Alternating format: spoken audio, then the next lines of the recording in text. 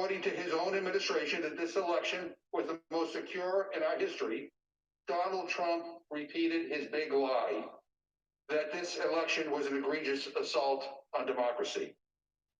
Vice President Pence, he said, was going to have to come through for us. Trump then told his mob to walk down to the Capitol. The signal was unmistakable. These thugs should stage a coup so Donald Trump can hang on to power. The people's will be damned. This beacon of democracy became the site of a vicious attack. Rioters chanted, "Hang Mike Pence," as a noose and gallows were built a stone's throw from the Capitol steps. Capitol police officers were beaten and sprayed with pepper spray. Attackers hunted down lawmakers to hold them hostage or worse. Staff barricaded doors. People sent text messages to their families to tell them they loved them. They thought they were saying goodbye, Mr. Speaker. This was not a protest. This was an insurrection. This was a well-organized attack on our country that was incited by Donald Trump. Domestic terrorists broke into the United States Capitol that day, and it's a miracle more people didn't die. And I were being evacuated to safety. I never, ever will forget what I saw when I looked into the eyes of those attackers right in the Speaker's lobby there. I saw evil, Mr. Speaker. Our country came under attack, not from a foreign nation, but from within. These were not protesters. These were not patriots. These were traitors. These were domestic terrorists, Mr. Speaker. And they were acting under the orders of Donald Trump. So some of my colleagues on the other side have suggested that we just move on from this horror. But to gloss over it would be an abdication of our duty. Others on the Republican side have talked about unity. But we can't have unity without truth and without accountability. And I'm not about to be lectured by people who just voted to overturn the results of an election. America was attacked, and we must respond, even when the cause of this violence resides at 1600 Pennsylvania Avenue. Each of us took an oath last week. It wasn't to a party, and it wasn't to a person. We vowed to defend the Constitution. The actions of Donald Trump have called each of us to fulfill that oath today. I pray that we rise to this responsibility, because every moment Donald Trump is in the White House, our nation, our freedom is in danger. He must be held to account for the attack on our Capitol that he organized and he incited. I solemnly urge my colleagues to support this rule and the underlying article. The damage this building sustained can be repaired, Mr. Speaker. But if we don't hold Donald Trump accountable, the damage done to our nation could be irreversible. I reserve the balance of my time. Gentleman from Massachusetts reserved. Gentleman from Oklahoma is recognized. Thank you, Mr. Speaker. Speaker, before I begin my formal remarks, I want to ask for God's blessing and protection on you, for my friend, Mr. McGovern, for all who come to this chamber today to speak and to vote, for our wonderful staff that makes this possible, and most especially for the men and women of the Capitol Police and the other affiliated law enforcement agencies that are here to protect everybody and to make sure that this proceeding can go forward. With that, Mr. Speaker, I want to thank the gentleman from Massachusetts, my very good friend, distinguished chairman of the Rules Committee, Mr. McGovern, for yielding me the customary 30 minutes. I yield myself such time as I may consume. Thank you, Mr. Speaker. Well, Mr. Speaker, today is a sad day for all of us. For me personally, for the Rules Committee, for the entire House of Representatives, and most certainly for the American people. For the second time in 13 months, we're meeting to discuss the impeachment of the President of the United States. Our meeting today does not arise in a vacuum and comes at what I hope and pray is the end of a tumultuous period for our country. Less than 1 week ago, Congress met to certify the results of the 2020 presidential election. What started out as peaceful protest turned into a riot as an untold number of individuals stormed the Capitol building. 6 people died as a result of this mob. And it's only by the grace of God and the brave acts of the U.S. Capitol Police, the Washington, D.C. Metropolitan Police, the FBI, the ATF, and other responding agencies that there was not more bloodshed. Violent acts such as these have no place in our republic. These shocking and sobering events rest high on our minds today, as well they should. Certainly, January 2021 will live in my memory as the darkest day during my time of service as a member of this House. After these grave events, we as a nation and as an institution have an opportunity to come together. President Trump has conceded the 2020 election. Congress has certified the results of the election. And next Wednesday, President-elect Biden will be sworn in as the President of the United States. Congress and the nation can move forward knowing that the political process was completed as designed and the constitutional framework that has governed our republic since 1789 held firm. But instead of moving forward as a unifying force, the majority in the House is choosing to divide us further. With only a week to go in his term, the majority is asking us to consider a resolution impeaching President Trump. And they do so knowing full well that even if the House passes this resolution, the Senate will not be able to begin considering these charges until after President Trump's term ends. Mr. Speaker, I can think of no action the House can take that's more likely to further divide the American people than the action we are contemplating today. Emotions are clearly running high, and political divisions have never been more apparent in my lifetime. We desperately need to seek a path forward, healing for the American people. So it's unfortunate that a path to support healing is not the path the majority's chosen today. Instead, the House is moving forward erratically with a truncated process that does not comport with the modern practice and that will give members no time to contemplate the serious course of action before us. In every modern impeachment inquiry, an investigation and committee action has preceded bringing an impeachment resolution to the floor. In part, this is to ensure that members have the full facts, the opportunity to engage expert witnesses, and have a chance to be heard. It also provides due process to the President of the United States. And again, in every modern impeachment inquiry, the President has been given an opportunity to be heard in some form or another.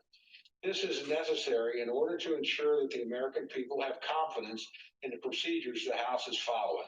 It's also necessary not because of the President's inappropriate and reckless words are deserving of defense, but because the presidency itself demands due process in the impeachment proceeding. Unfortunately, the majority has chosen to race to the floor with a new article of impeachment, foregoing any investigation, any committee process, or any chance for members to fully contemplate this course of action before proceeding. Professor Jonathan Turley is correct when he called this a, quote, dangerous snap impeachment, an impeachment that effectively would go to a vote without the deliberation or inquiries of the traditional hearing. Professor Turley also noted that, quote, the damage caused by the rioters this week was enormous. However, it will pale in comparison to the damage from a new precedent of a snap impeachment, unquote. If the majority is seeking consensus, this is hardly the way to create it. The majority is failing to provide the House with an opportunity to review all the facts, which are still coming to light, to discuss all the evidence, to listen to scholars, to examine the witnesses, and to consider precedents. This is not the type of robust process we have followed for every modern impeachment, and the failure to do so does a great disservice to this institution and to this country. Mr. Speaker, I can think of nothing that will cause further division more than the path the majority is now taking. Rather than looking ahead to a new administration, the majority is again seeking to settle scores against the old one. Rather than seeking to heal America, they're seeking to divide us more deeply. And rather than following the appropriate processes the House has used in every modern impeachment, the majority is rushing to the floor, tripping all over themselves in their rush to impeach the president a second time. What's worse, though the majority seems to believe that this course of action is self-evident, and that's simply not the case. I have to tell them it's not. Members that have reviewed the same conduct have come to dramatically different conclusions. Legal scholars like Professor Turley and Professor Alan Dershowitz, both of whom condemned the president's statements, believe that his statements are not impeachable. I know other scholars have different points of view. Given this difference of opinion, shouldn't we have a better process than this? Shouldn't we have a chance to examine witnesses, discuss the matter with legal scholars, and consider this in committee? On a matter as grave and consequential as impeachment, shouldn't we follow the same process we have used in every modern impeachment rather than rushing to the floor? On behalf of generations of Americans to come, we need to think more clearly about the consequences of our actions today. The fact of the matter is, Mr. Speaker, there is no reason to rush forward like this, other than the very obvious fact that there are only 7 days left until a new president takes office. But what's worse, as Professor Dershowitz has pointed out, because of the Senate's rules, the case cannot come to trial in the Senate until 1 p.m. on January the 20th, 1 hour after President Trump leaves office. This is an ill-advised course, in my opinion, Mr. Speaker. Even Senator Joe Manchin, a Democrat, agrees. Senator Manchin is quoted this week as having said, quote, "I think that this is so ill-advised for Joe Biden to be coming in, trying to heal the country, trying to be the president of all the people when we're going to be so divided and fighting again. Let the judicial system do its job," unquote. So what then is the point of the rush to impeach? We are coming off a horrific event that resulted in 6 deaths. We have an opportunity to move forward, but we cannot if the majority insists on bringing the country through the trauma of another impeachment. It will carry forward into the next president's term, ensuring that he will struggle to organize his administration. What's worse, it will continue to generate the bitterness so many of us have opposed. Why put us through that when we can't actually resolve this before the end of the president's term? Mr. Speaker, I think my colleagues in the majority need to think about this more soberly. We need to recognize we are following a flawed process. We need to recognize that people of goodwill can differ. We need to recognize that while the House may be done with this matter after today's vote, it will not be done for the country. It will not be done for the Senate, and it will not be done for the incoming Biden administration. The House's action today will only extend the division longer than necessary. Finally, Mr. Speaker, I would note that there are other remedies that can be pursued. The President is expected to face litigation over his role in last Wednesday's events. There will be criminal proceedings against the perpetrators, and I hope all of those who stormed the Capitol will be brought to justice. And some members have proposed an alternative procedure, censoring the president, which could garner significant bipartisan support in the House. I do not think impeachment is a wise course, Mr. Speaker. I would urge my friends in the majority to reconsider. There's still time to choose a different path, one that leads to reconciliation and hope for better and brighter days. With that, I urge opposition to the rule, and I reserve the balance of my time. Gentleman from Oklahoma reserved. Gentleman from Massachusetts is recognized. Mr. Speaker, I ask unanimous consent to insert in the record the powerful statement by Congresswoman Liz Cheney, who is the chair of the House Republican Caucus, entitled, "I will vote to impeach the president." Without objection. And I just want to be clear about one thing. If we vote to impeach the president today and we send it over to the Senate, there is nothing to prevent the Senate from taking it up immediately if Senate Majority Leader Mitch McConnell decides that he wants to proceed, number one. Number two, we all want to talk about unity. I can't think of anything that would unify this country more if there was a big bipartisan vote in favor of impeachment. Every second that this president remains in office is a danger to this country and to the world. We have no idea what he is capable of doing, whether he will pardon these terrorists, whether he will go to war. So I urge all my colleagues on both sides to support this rule on the impeachment resolution. I yield 1 minute to the gentlewoman from California, Ms. Chu. Please recognize for 1 minute. Last week, I hid in an office for hours, terrified to open the door because I did not know if a rioter was on the other side ready to attack, kidnap, or murder me. But my experiences were just the tip of the iceberg. The U.S. Capitol was targeted, besieged, and ransacked on January 6th by a murderous mob holding a noose for Vice President Pence and targeting Speaker Pelosi. Their rampage resulted in destruction and 5 people dead. We were attacked by terrorists, but this time the terrorists were radicalized right here in the United States. Worse, they were radicalized by the president. who intentionally lied to his supporters that the election was stolen and then told them when to come to DC, where to protest, and who to direct their anger at. The need to remove this president could not be more urgent. He is too dangerous to remain in office. Donald Trump must be held accountable. He must be impeached. Gentleman yields. Gentleman from Massachusetts reserves. Gentleman from Oklahoma is recognized. Thank you, Mr. Speaker. Mr. Speaker, I yield myself such time as I may consume. Gentleman's recognized. Thank you, Mr. Speaker.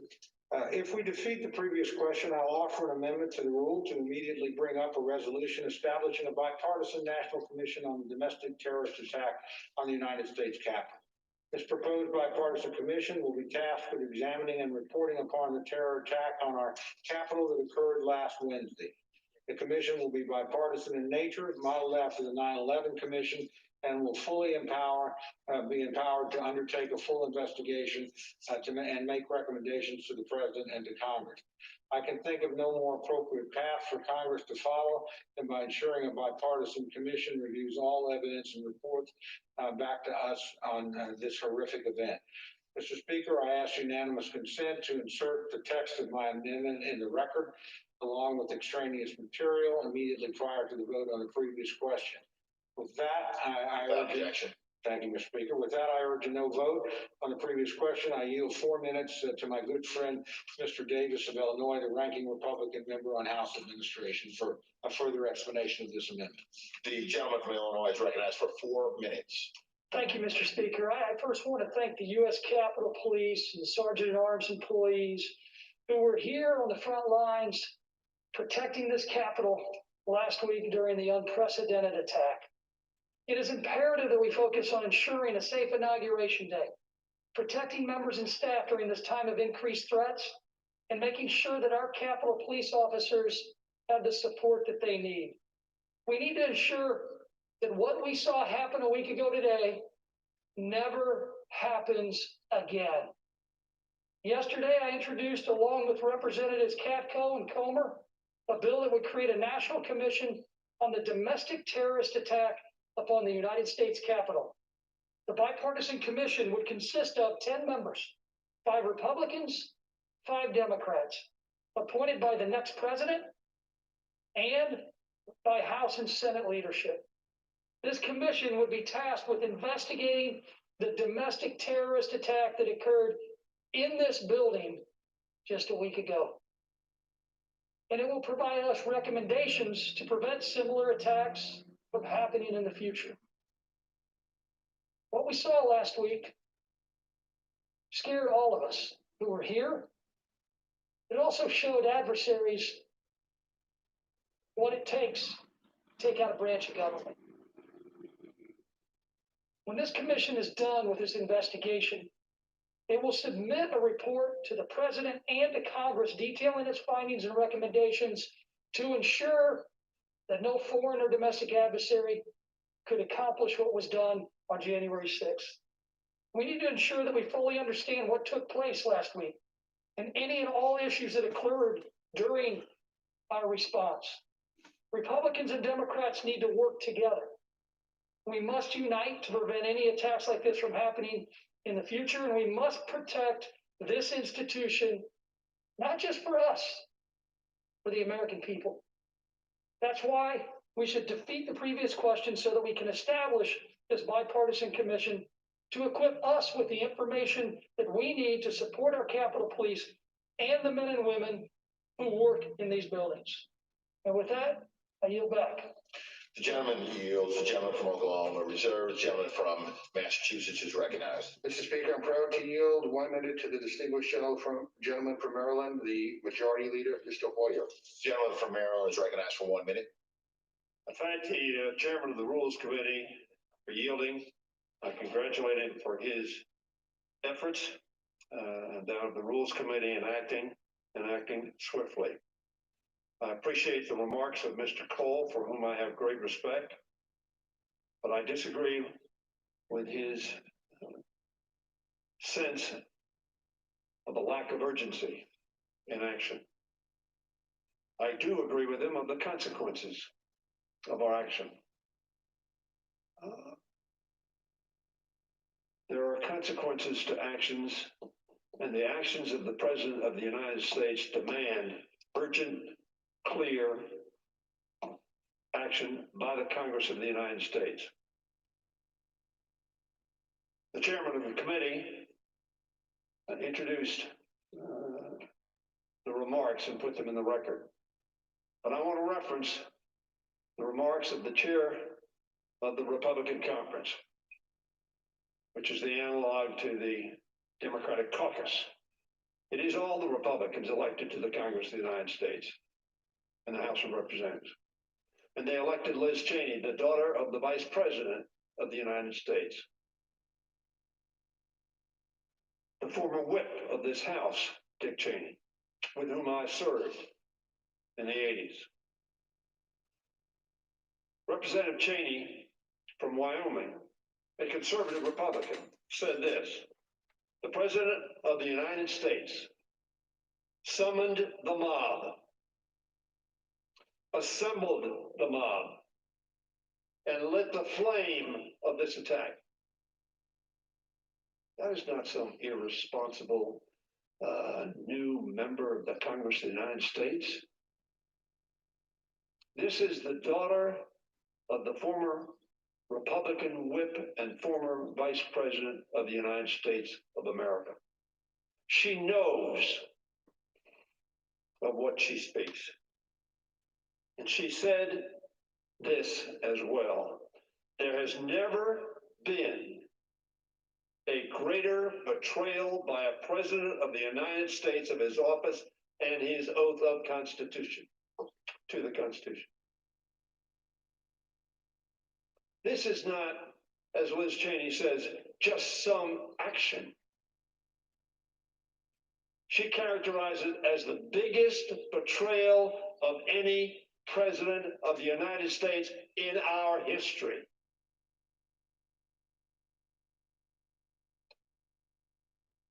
Mr. John Katko, not a backbench Republican who just got here and doesn't know what's going on. Mr. John Katko, who is the ranking Republican on the Homeland Security Committee,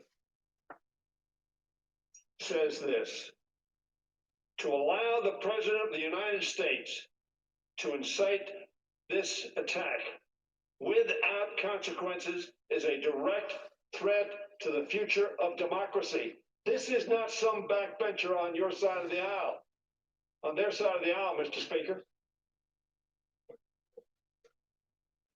It reflects the sense of outrage, the sense of historic dissimilarity from the actions of any previous president. And then Mr. Adam Kinzinger, member to the NG Commerce Committee, a senior member from Illinois. So I have a member from Wyoming, a member from Illinois, and a member from New York.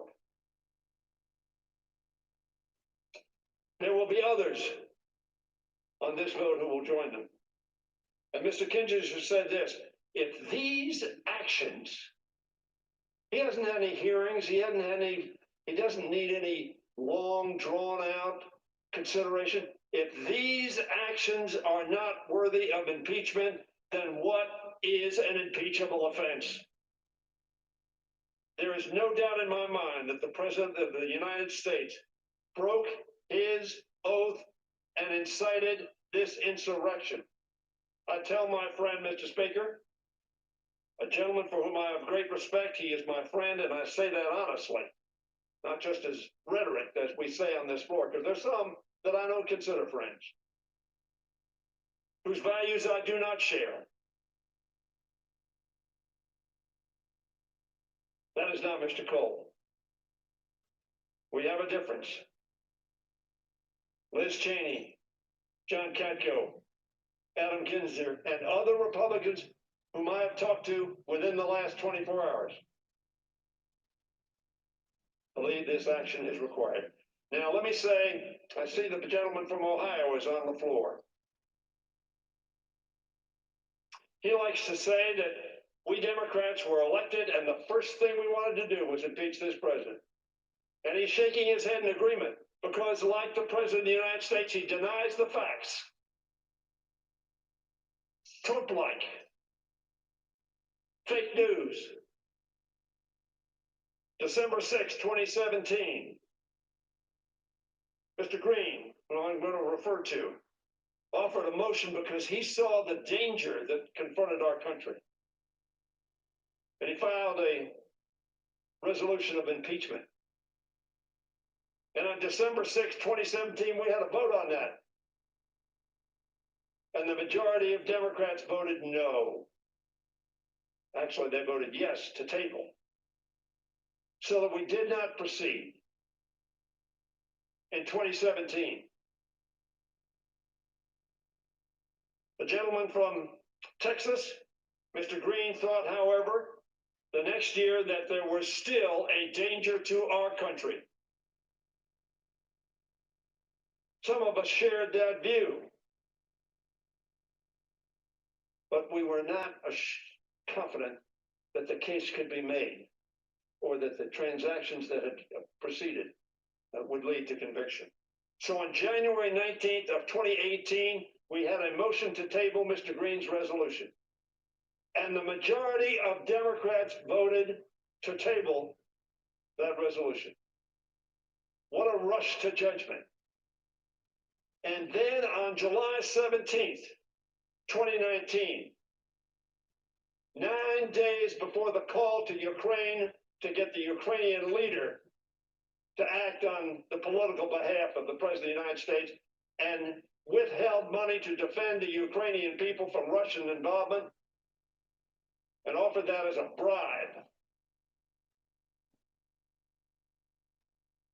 And on July 17th, the majority of Democrats voted to table that resolution. So, Mr. Speaker, there was no rush to judgment.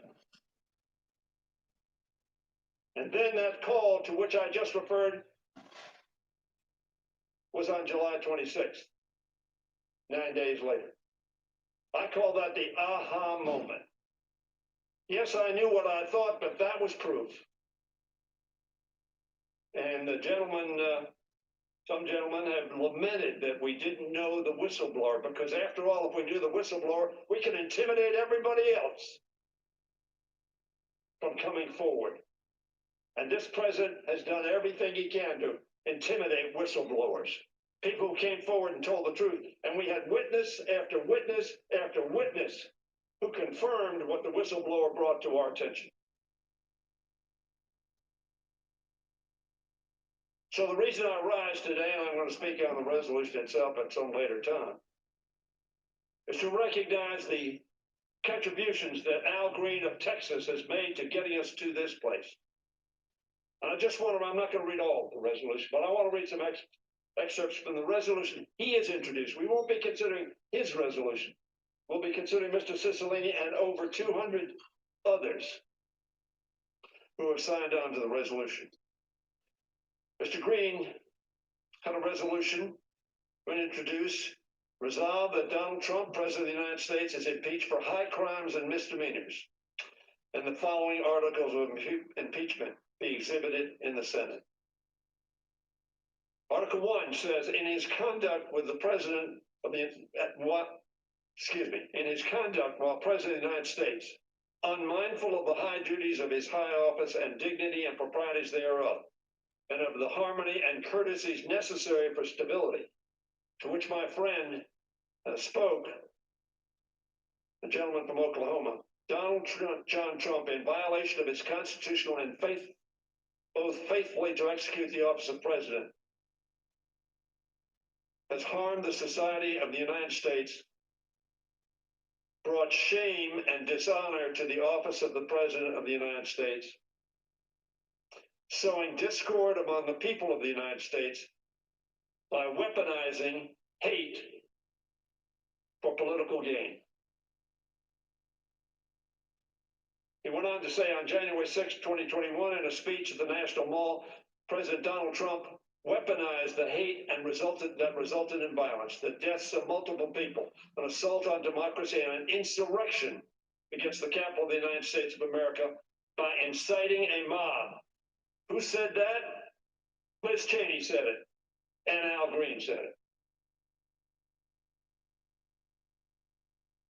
infected with white supremacists, carrying a rebel flag, erecting a gallows structure with a noose, wearing shirts and hateful messages, such as Camp Auschwitz, work brings freedom, and MAGA Civil War, January 6, 2021. MAGA Civil War. They have the hats on of the army of MAGA, which I refer to as Make America Grieve Again. We grieved at Fort Sumter. We grieved on December 7th, 1941, and we grieved on 9/11. And yes, we grieved on January 6th of this year. He goes on to say what the president told this mob that Liz Cheney said was recruited by the president of the United States. And I quote, this is the president talking to this mob. All of us here today do not want to see our election victory stolen by a bold and radical left Democrats, like the Secretary of State in Georgia, which is what they are doing, and stolen by the fake news media, inciting, riling up, creating anger with the fake news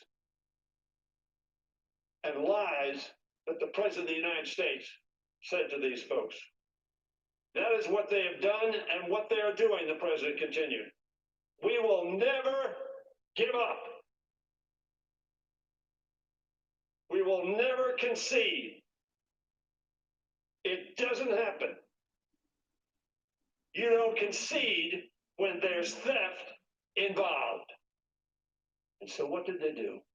Incited by this president, as Liz Cheney said, as John Katko said, as Adam Kinzinger said, and frankly, what Secretary Chow acted upon, and what the Secretary of Homeland Security acted upon, and what so many others in the administration have acted upon. Disgusted, dismayed, and disheartened by what their president had done. They got out. They quit. The president further emboldened them, saying, this is the green resolution. We're not considering it, but it's a green resolution. The president further emboldened them, saying, you will never take back our country with weakness. We had a display of non-weakness, criminal, insurrection-like conduct. Recruited by and deployed by the President of the United States to come to this Capitol and stop the steal. The steal, of course, was we assembled accepting what all the courts that considered it said was a fair and accurate election of Joe Biden and Kamala Harris as President and Vice President of the United States. After his National Mall speech, a mob of his supporters proceeded to the Capitol complex. We know that. And so Mr. Green's resolution ends with, wherefore, to prevent national harm to our society, Donald John Trump, by such conduct, warrants immediate impeachment trial and removal from office and disqualification to hold and enjoy any office of honor, trust, or profit under the United States Constitution and the 14th Amendment. So in conclusion, Mr. Green is going to speak after me, but in conclusion, Mr. Speaker, let me tell my friend, Mr. Cole, I've been here some time. He has as well. I've served with Ronald Reagan, with George H.W. Bush, and George Bush. I had respect for all of those presidents. They cared about our country. They honored our Constitution. And they executed the duties of their office consistent with the Constitution and laws of our country. That is not true of this president.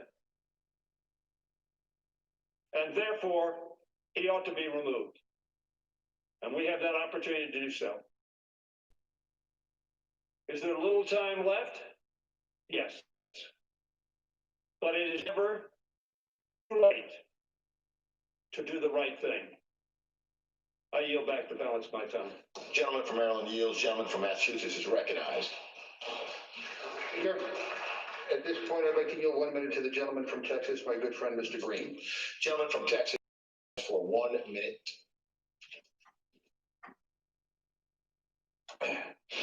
Thank you, Mr. Speaker. I had tears to well in my eyes as I heard Mr. Hoyer. And I know that hearts are hurting. It's a very sad time in the history of our country. No one is celebrating. No one wants to see this occur.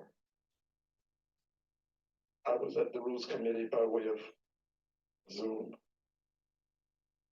I was there for the entire hearing. Those members on the other side, this is something that they understand and they take seriously. Regardless of what's said, I could sense that they're hurting too. So I just want to thank everyone for all that has happened and the appreciation that's been shown. And I want to say that the healing that we talk about, that has to begin. May I have just 30 seconds? I yield the gentleman 30 seconds. Gentleman has additional 30 Thank seconds. you. The healing, it has to start with some of these people who were there initially, who helped to lay this foundation, 110 people. I want to recognize Maxine Waters, Congresswoman. A lot of them were threatened. Their lives were disrupted. And if I may, with unanimous consent, I'd just like to insert their names in the record. Without objection. I thank you, and may God bless our country as we go forward. Gentleman from Texas yields. Gentleman from Massachusetts reserves. Gentleman from Oklahoma is recognized. Thank you, Mr. Speaker. Mr. Speaker, I yield 2 minutes to my good friend, distinguished Republican member, our leader of the Budget Committee, Mr. Smith of Missouri. Gentleman from Missouri is recognized for 2 minutes. Thank you, Mr. Speaker. If we defeat the previous question, we will amend the rule to immediately bring up the bill establishing a bipartisan national commission on the domestic terror attack of the United States Capitol. This has been a devastating week for our nation. Just last week, we stood right here in this very chamber while a violent mob laid siege to the seat of American democracy. It is vital we get the facts on what went wrong last week, why the security apparatus failed, and how we can ensure it never happens again. Less than 50 feet from where we stand in this room, a young lady lost her life through those doors. Through those doors. I was in this chamber when those gunshots rang. That is real stuff. That should never happen in the people's house. For the first time, can the House Democrats and the Speaker of the House put the people before politics? Please put the people before politics. At a time when our nation is more divided than ever before, let's put people before politics. President Trump will be leaving in 7 days. Let's try to heal this nation. Let's listen to the American people. This is the people's house. Let's operate for the people. This country is hurting. This will only bring up the hate and fire more than ever before. Have a conscience. Put the people before Gentleman's politics. time's expired. Unify Gentleman from this Oklahoma country. is recognized. Gentleman from Oklahoma reserved. Gentleman from Massachusetts is recognized. Mr. Speaker, let me remind all of my colleagues that what happened on Wednesday would not have happened if it weren't for the occupant in the White House. And if we want to put the people first, we all ought to vote to impeach him and remove him from office as soon as possible. With that, I yield 1 minute to the gentlewoman from California, Ms. Brownlee. Gentleman from California is recognized for 1 minute. Mr. Speaker, today is a defining moment in our history. Congress was attacked by a mob directed by the President of the United States. It was a horrible, terrifying situation, but we all know deep in our hearts that it could have been much, much worse. We simply cannot let it stand. We cannot let it stand for the very soul of our democracy. We cannot let the President of the United States leave office without acting. We are the oldest constitutional republic in the world, and our capital is the sacred symbol of our great democracy. To my colleagues across the aisle, I appeal to your sense of service and duty to our nation and to the oath we all swore to uphold. Before we are Democrats and Republicans, we are Americans. Let us come together to fulfill our oath by voting for the resolution before us and by defending, preserving, and honoring our democracy. I yield back. The gentlewoman yields. Gentleman from Massachusetts reserved. Gentleman from Oklahoma is recognized. Thank you very much, Mr. Speaker. Mr. Speaker, I yield 2 minutes to one of our new members, distinguished gentlelady from South Carolina, Ms. Mace, and note that this is her first speech on the House floor. Gentlewoman from South Carolina is recognized for 2 minutes. Thank you, Mr. Speaker. And this is not the reason why I wanted to give my first speech in our chambers, in our hallowed halls. This is not what I wanted to do in my first week in office. But after the violent events of last week, watching and witnessing how heartbreaking this was, thank God I sent my kids home on Monday morning because I was worried about the rhetoric leading up to the events on January 6th. The violence that could transpire. Not only were our lives in danger, but if my kids were here, their lives would have been in danger too. The two most precious people in my life. Mr. Speaker, the President of the United States, the U.S. House of Representatives has every right to impeach the President of the United States. But what we're doing today, rushing this impeachment in an hour or 2 hour long debate on the floor of this chamber, bypassing judiciary, poses great questions about the constitutionality of this process. I believe we need to hold the president accountable. I hold him accountable for the events that transpired, for the attack on our Capitol last Wednesday. I also believe that we need to hold accountable every single person, even members of Congress, if they control that transpired here. But today I'm asking my colleagues to remember the words of the legendary, the great leader in this country, Dr. Martin Luther King, who once said, the time is always right to do what is right. And if we're serious about healing the divisions in this country, Republicans and Democrats need to acknowledge this is not the first day of violence we've seen. We've seen violence across our country for the last 9 months. And we need to recognize, number one, that our words have consequences, that there is violence on both sides of the aisle. We've contributed to it. We need to take responsibility for our words and our actions. We need to acknowledge there was a problem, take responsibility for it, and stop being part of the problem and start being part of the solution. God bless every member in the chamber today, and God bless the United States of America. I yield back. Thank you. Gentlewoman yields. Gentleman from Oklahoma reserved. Gentleman from Massachusetts is recognized. Mr. Speaker, I'm happy to yield 1 minute to the gentleman from Vermont, Mr. Welsh. Gentleman from Vermont is recognized for 1 minute.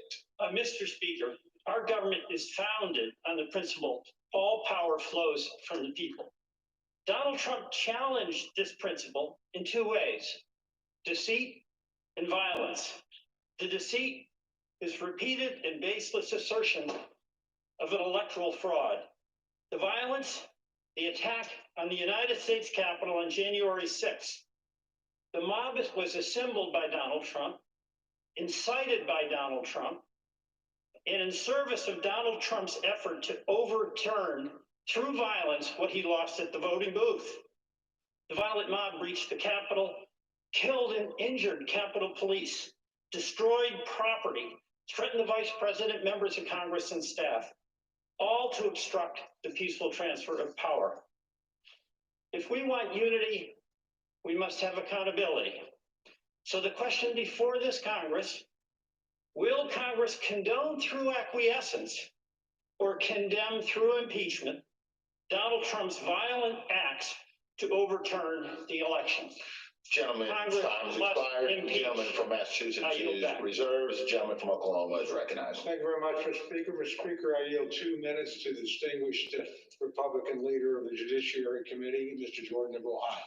Gentleman from Ohio is recognized for 2 minutes. Thank the gentleman for yielding, Mr. Speaker. In his opening remarks, the Democrat chair of the Rules Committee said that Republicans last week voted to overturn the results of an election. Guess who the first objector was on January 6, 2017? First objector, the Democrat chair of the Rules Committee. And guess which state he objected to? Alabama. The very first state called, Alabama. President Trump, I think, won Alabama by like 80 points. Actually, he won it by 30 points. They can object to Alabama in 2017, but tell us we can't object to Pennsylvania in 2021? Pennsylvania, where the state Supreme Court just unilaterally extended the election to Friday? Pennsylvania, where the Secretary of State unilaterally changed the rules, went around the legislature in unconstitutional fashion? Pennsylvania, where county clerks in some counties, and you can imagine which counties they were, let people fix their ballots against the law, secure their ballots, their mail-in ballots, direct violation of the law. And they tell us we tried to overturn the election. Guess who the second objector was in 2017? The individual managing the impeachment for the Democrats. Americans are tired of the double standard. They are so tired of it. Democrats object to more states in 2017 than Republicans did last week, but somehow we're wrong.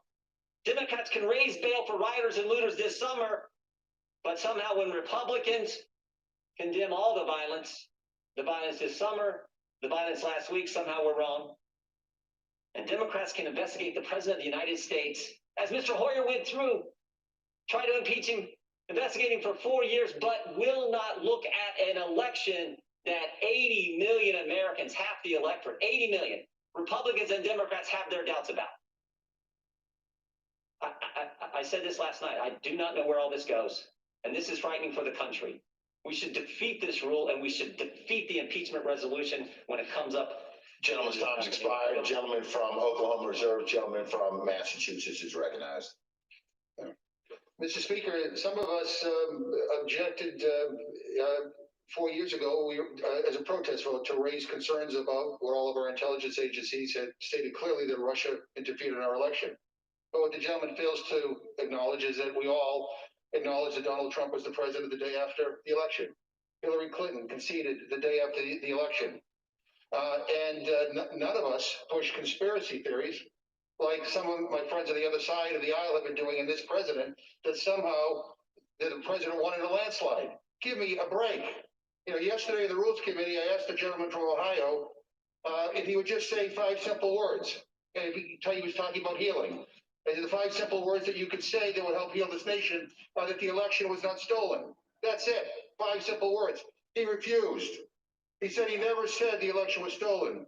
Well, the evidence shows otherwise. And let me quote from this Dana Milbank piece entitled 5 pesky little words keep stumping Jim Jordan. And Mr. Speaker, the bottom line is this. This Capitol was stormed. People died because of the big lies that were being told by this president and by too many people on the other side of the aisle. Enough. People should be outraged as to what happened. It was unforgivable, unconscionable. And coming up on this floor and talking about whataboutism and trying to make these false equivalencies, give me a break. The President of the United States instigated an attempted coup in this country. People died. Everybody should be outraged, whether you're a Democrat or Republican. If this is not an impeachable offense, I don't know what the hell is. This president is not fit to remain in office. With that, I yield 1 minute To the gentleman from Oregon, Mr. DeFazio. Gentleman from Oregon is recognized for 1 minute. I thank the gentleman. This was not a one-off. It was a long time coming as a part of a plan to perpetuate Trump in office. Trump's campaign strategy was the election, the only way we can lose is if it's stolen. If it's stolen, it's fake, it's stolen, repeated by many of his fellow travelers on that side more than 150 times by Trump over the summer. Then they litigated to disqualify voters. That didn't work. Then they litigated to throw out ballots. Well, that didn't work. Then they attempted to delay the count and flip with state legislatures. Well, that didn't work. Last ditch, the president called down to Georgia and said, "Can't you find me more votes?" And then one last desperate plea: stop the January 6th certification. And the president talked about that on September 26th. He said, "You know, if it goes to Congress, there's one vote per state, and we have an advantage." So I think this was part of a plan to disrupt the Electoral College of the United States. Giuliani, trial by combat. Trump, never take back our country with Gentleman's time's weakness. expired. You have to show Gentleman strength. from You have to be Massachusetts strong. reserves. If you don't fight like From hell, you're not Oklahoma gonna have a is country. recognized. The gentleman will suspend. The gentleman is no longer recognized. Gentleman from Oklahoma is recognized. Thank you very much, Mr. Speaker. Mr. Speaker, I yield 3 minutes to my good friend, the gentleman from Pennsylvania, Mr. Ressenthaler, who's a member of the Rules. Gentleman from Pennsylvania is recognized for 3 minutes. Thank you, Mr. Chairman. I'm deeply troubled by last week's attack on our Capitol, and I pray for the families of Officer Sicknick and Officer Liebengood. As I have been saying all summer long, violence and rioting has no place in America, and the criminals responsible for last week's rioting must be brought to justice. At a time when our nation is still healing, we must seek out issues to work on that unite us, rather than issues that further divide us. I was greatly encouraged to see our country unite in condemnation of last week's lawlessness and the rioting. I am further encouraged that despite my Democrat colleagues' claims to the contrary, President Trump is committed to a peaceful and uninterrupted transfer of power. But that's not good enough for my colleagues across the aisle. With just 7 days left in President Trump's term, they are fast-tracking impeachment proceedings, a move which will no doubt further divide an already fractured nation. Even House Democrats' last impeachment effort, which was rushed through in record time, at the very least that had expert input, depositions, hearings, and deliberation. This latest attempt at impeachment ignores all precedent and ignores all due process. And it cannot be voted on in the Senate before Joe Biden is sworn into office. I'm also very concerned by the charge against the president of quote unquote incitement of insurrection. At his rally, President Trump urged attendees to quote unquote peacefully and patriotically make your voices heard. There was no mention of violence, let alone calls to action. Look, I prosecuted terrorists in the Navy. I was a defense attorney in the Navy JAG Corps. I was a district judge. Just pull up the criminal statute. Look at the criminal code. President Trump's words would not even meet the definition of incitement under criminal statutes. The measure before us today sets a dangerous precedent whereby political parties can justify impeachment simply because they do not agree with the president.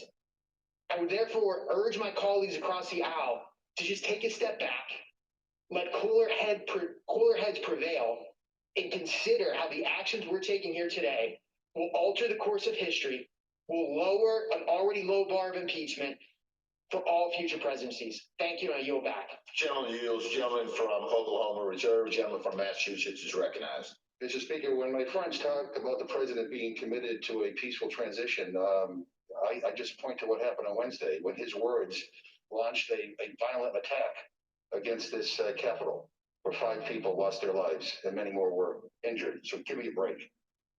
Mr. Speaker, I yield 1 minute to the gentleman from Texas, Ms. Jackson Lake.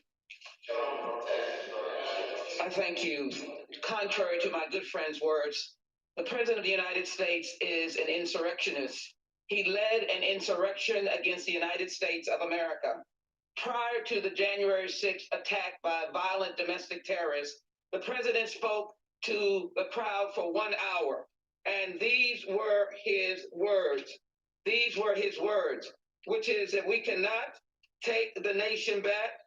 We have to take the nation back with strength, and you must go and do that.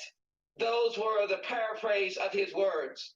The president provoked these domestic terrorists with words, with actions and conduct that portray and have contempt and hostility to the national value of equal justice under the law, telling domestic terrorists, nearly all of them were white supremacists, many of them who support him politically, who stormed the Capitol to derail Congress from completing its constitutionally required duty of counting and verifying the votes. Gentleman's time has expired. The gentleman from Massachusetts reserves. The gentleman from Oklahoma is recognized. Thank you, Mr. Speaker. Mr. Speaker, I yield 1 minute to my very good friend, the distinguished member of Georgia, Mr. Carter. Gentleman from Georgia is recognized for 1 minute. Thank you, Mr. Speaker. Mr. Speaker, I rise today in opposition to this effort to move forward with impeachment hearings. What happened on Wednesday, January 6th, was nothing short of pure anarchy. And those individuals who broke the law should be held accountable for their actions. They should be prosecuted to the highest extent of the law, and they should be put in jail. This was one of the saddest days of my life last Wednesday, Mr. Chairman. Our thoughts and our prayers are with the police officers and other law enforcement who carried out their duties on that tragic day, including Officers Sicknick and Liebengood. Right now, our focus should be on healing our nation. With so many upset and dismayed at the actions of last week, it's our responsibility to chart a path forward to subdue the growing animosity and find ways to heal our country. Unfortunately, I don't believe this resolution will achieve those goals, especially 7 days ahead of the inauguration. This is very serious and concerning effort during such a tense and fragile time in our country. I urge my colleagues to consider how this will further entrench people during such a tense time. I cannot. Gentlemen will suspend. All members are reminded to wear face coverings while on the floor. All members and staff should be wearing face coverings while on the floor. Gentleman yields. Gentleman from Oklahoma reserves. Gentleman from Massachusetts is recognized. I yield 1.5 minutes to the gentleman from Texas, Mr. Doggett. Gentleman from Texas is recognized for 1.5 minutes. For years, Donald Trump has honored thugs worldwide who suppress democracy. For months, with a daily diet of lies, he has made clear his refusal to accept any election in which he was not the winner. After failing completely in his repeated attempts to intimidate both Republican election officials into committing fraud and Republican appointed judges into ignoring our Constitution, he made a desperate attempt last week to block the final election count and prevent the peaceful transition of power essential to democracy. Trump basically attempted to overthrow the government, to violently overthrow the first branch of government, this Congress. Like his deadly reaction to the pandemic, he totally bungled the deadly attack. Both his frenzied, riotous mob and his congressional enablers were defeated. America, we did stop the steal. We stopped Donald Trump from stealing our democracy and imposing himself as a tyrant. Today, we not only demand accountability for his gross misconduct, but more importantly, we declare to the next Trump-like aspiring tyrant, not in America, we love our democracy too much. Our capital is scarred, but our democracy survives. Violating his sworn duty to protect and defend our Constitution by seeking to violently overthrow the government. Gentleman's time's expired. Gentleman from Massachusetts This is not reserves. impeachable. The gentleman Nothing from is. Oklahoma is recognized. Thank you, Mr. Speaker. I advise the chair I have additional speakers on the way, but they're having a difficult time, so I will reserve my time. Gentleman from Oklahoma reserved. Gentleman from Massachusetts is recognized. Mr. Speaker, I yield 1 minute to the gentlewoman from Connecticut, Mr. Laurel. Gentlewoman from Connecticut is recognized for 1 minute.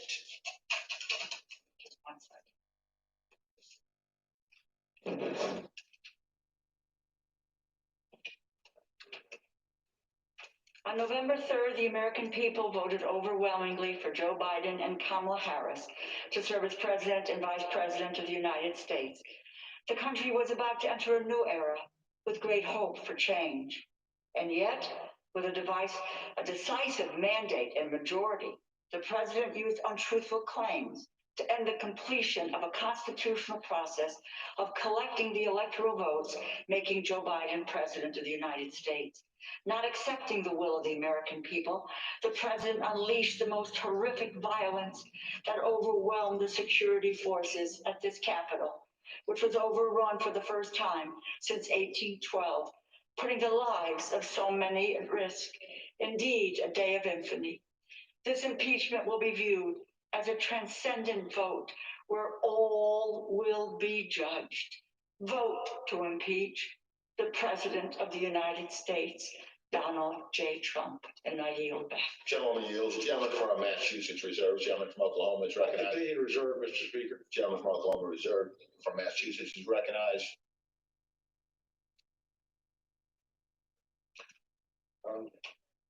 Mr. Speaker, I yield 1 minute to the gentlewoman from Florida, Ms. Castor.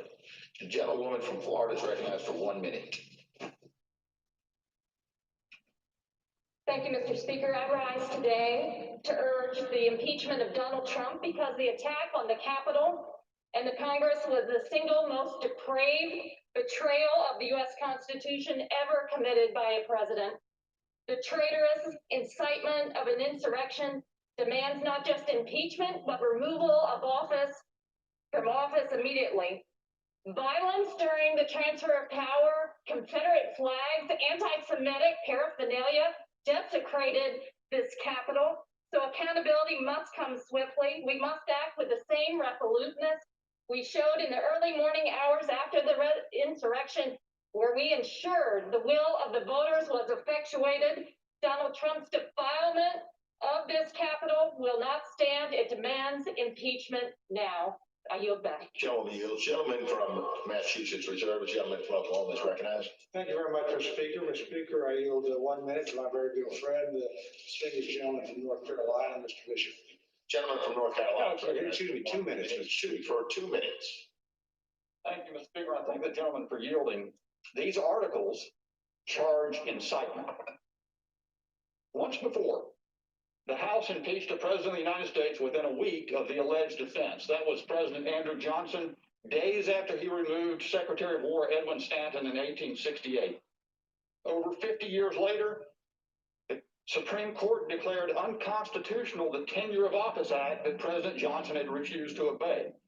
In other words, the House was not only hasty, it was wrong, punishing noncompliance with an unconstitutional law. At least when that occurred, the constitutionality of the law in question was unsettled. Here, however, an angry House majority races to impeachment in direct violation of settled constitutional law. Again, the articles before the House charge incitement to insurrection. They do not specify inciting language. The law is well settled. Quote, what is required to forfeit constitutional protection is incitement speech that specifically advocates for listeners to take unlawful action. The violence last Wednesday was abhorrent. Perpetrators should be prosecuted. Those responsible for security decisions held accountable. Congress can disapprove, revile, condemn, even censure, but you cannot, consistent with the rule of law, punish that which the Constitution's First Amendment declares protected. If you do it, the violators of duty to this Constitution, however angry, will be those who vote for this article of impeachment. It is not Mr. Green's article of impeachment. It is incitement. And the Constitution is settled on that point. Thank you. I yield back. Gentleman from Oklahoma reserves. Gentleman from Massachusetts is recognized. Mr. Speaker, I'm proud to yield 1.5 minutes to the gentlewoman from Minnesota, Ms. Omar. Gentlewoman from Minnesota is recognized for 1.5 minutes. Thank you, Chairman. Mr. Speaker, let us not mince words about what happened last week. It was a violent attempt to interrupt our democratic process. It was a targeted blow at the most essential process that makes us a democracy. It was a direct and specifically incited by the President of the United States. For years, we have been asked to turn a blind eye to the criminality, corruption, and blatant disregard to the rule of law by the tyrant president we have in the White House. We as a nation can no longer look away. The president not only incited an insurrection against our government, but has in word and deed led a rebellion. We cannot simply move past this or turn the page. For us to be able to survive as a functioning democracy, there has to be accountability. We must impeach and remove this president from the office immediately so that he cannot be a threat to our democracy. I stand ready to fulfill my oath of office. And I challenge my colleagues on the other side of the aisle to do the same. I yield back. Gentlewoman yields. Gentleman from Massachusetts reserved. Gentleman from Oklahoma is recognized. Thank you, Mr. Speaker. We continue to reserve.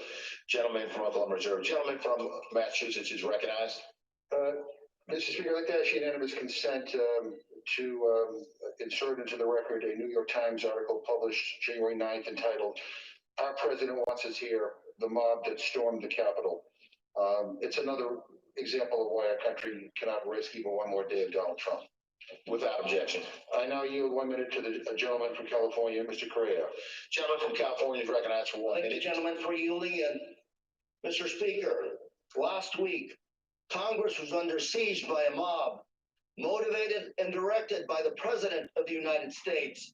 Our Vice President was the target of that mob. Members of Congress, both Democrats and Republicans, were targets of this mob. And I witnessed, for this first time in my life, Americans fighting Americans, all at the behest of our own President of the United States. And as Americans, we can do better. And I will vote for impeachment today for our nation, for our children, and for our grandchildren. And I'll be voting for impeachment so that America will once again be the shining city upon the hill, whose beacon light guides freedom-loving people everywhere. I urge my colleagues to join me and vote for impeachment. I yield. Yields. Gentleman from Massachusetts reserved. Gentleman from Oklahoma is recognized. Thank you, Mr. Speaker. I continue to reserve. Gentleman from Oklahoma reserved. Gentleman from Massachusetts is recognized. May I ask the gentleman how many more speakers he may?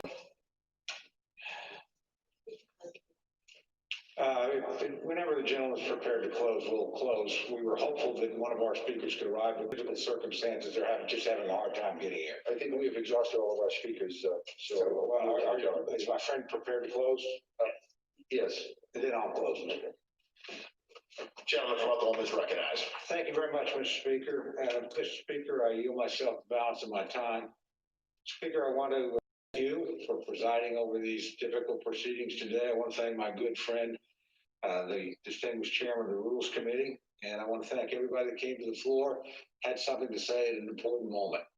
And I think the debate, while spirited, reflected the civility and decency of the institution that we're all privileged to be part of. And I'm very proud to have been part of it, very proud of all the members and the manner in which they participated. I want again to thank the staff and thank those who kept safe in the process, particularly the Capitol Police.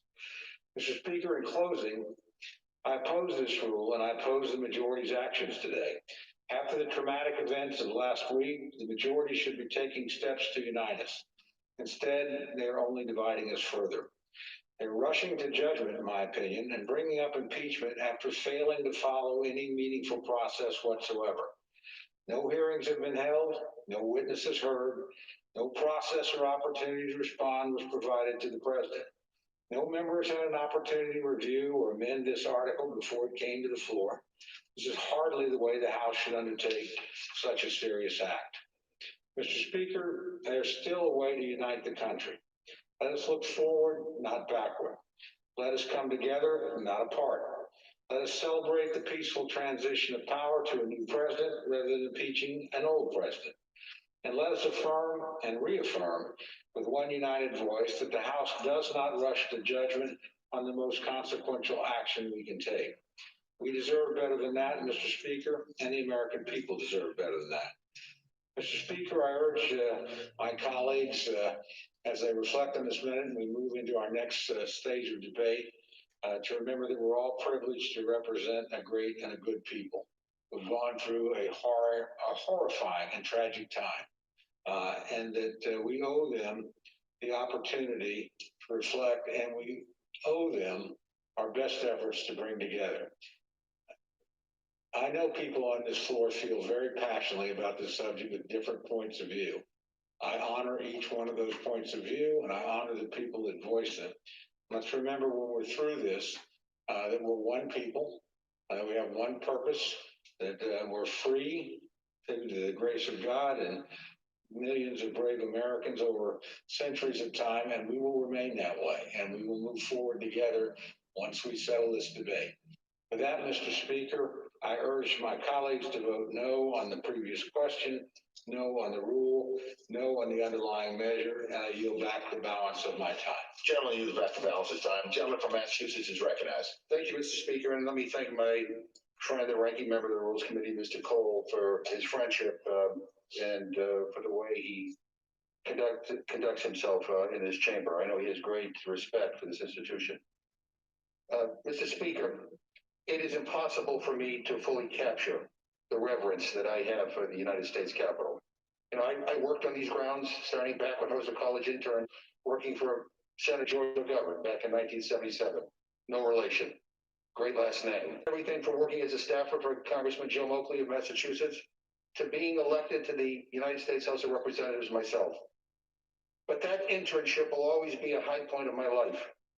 Coming here for the first time, walking these hallowed halls, and seeing the glory of American democracy up close.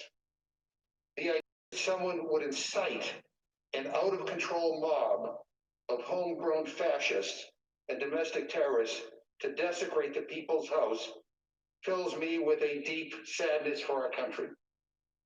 The contempt that these people had for our democracy and our freedom fills me with horror.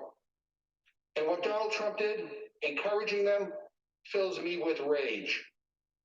Rage, not just on behalf of all of those serving here, but all of those who work in these halls. And I'm talking about the reporters, the cafeteria workers, the custodians, the clerks, the parliamentarians. I go on and on and on. And the staff, the Democratic staff, the Republican staff, the nonpartisan support staff, who were terrorized, some hiding under their desks and barricading in their offices. I was in the Speaker's chair the day this unfolded, and many of the people who are sitting up there now were present at that time. What a horrifying thing for anybody to have to experience. Now, some of my Republican friends have been trying to lecture us about unity here today. Unity, after they voted to overturn a free and fair election in the United States of America, but also preaching unity and not acknowledging that for 4 years, many of them gave oxygen to Donald Trump's conspiracy theories, to the big lies.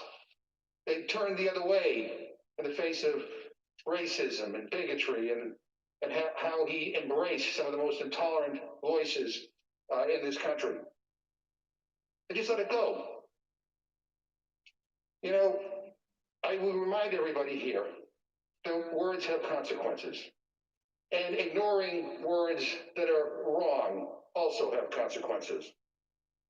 You know, what happened would never have happened if everybody stood up in unity and called out the president when he was not telling the American people the truth, when he was pushing a big lie. We will never have unity without truth and also without accountability. This week in Congress, we saw the best of us and the worst of us. Some of my colleagues have shown that they will defend this president no matter what he does. There's nothing that he could do that would dissuade them from all out support. But some are standing up and doing the right thing under tremendous pressure. And I am proud of that. And I honor them for their courage.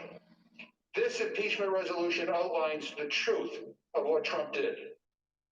It is time that this Congress now holds him accountable for his words and for their devastating impact. Last week, we took an oath to protect this nation. As history calls on us today, I pray that we all have the moral clarity to uphold it here today. With that, Mr. Speaker, I yield back the balance of my time, and I move the previous question on the resolution. The question is on order in the previous question on the resolution. Those in favor say aye. Those opposed, no. Oh, In the opinion of the chair, the ayes have it. Mr. Speaker, on that, I would request the yeas and nays. Pursuant to section 3S of House Resolution 8, the yeas and nays are ordered. Members will record their votes by electronic device.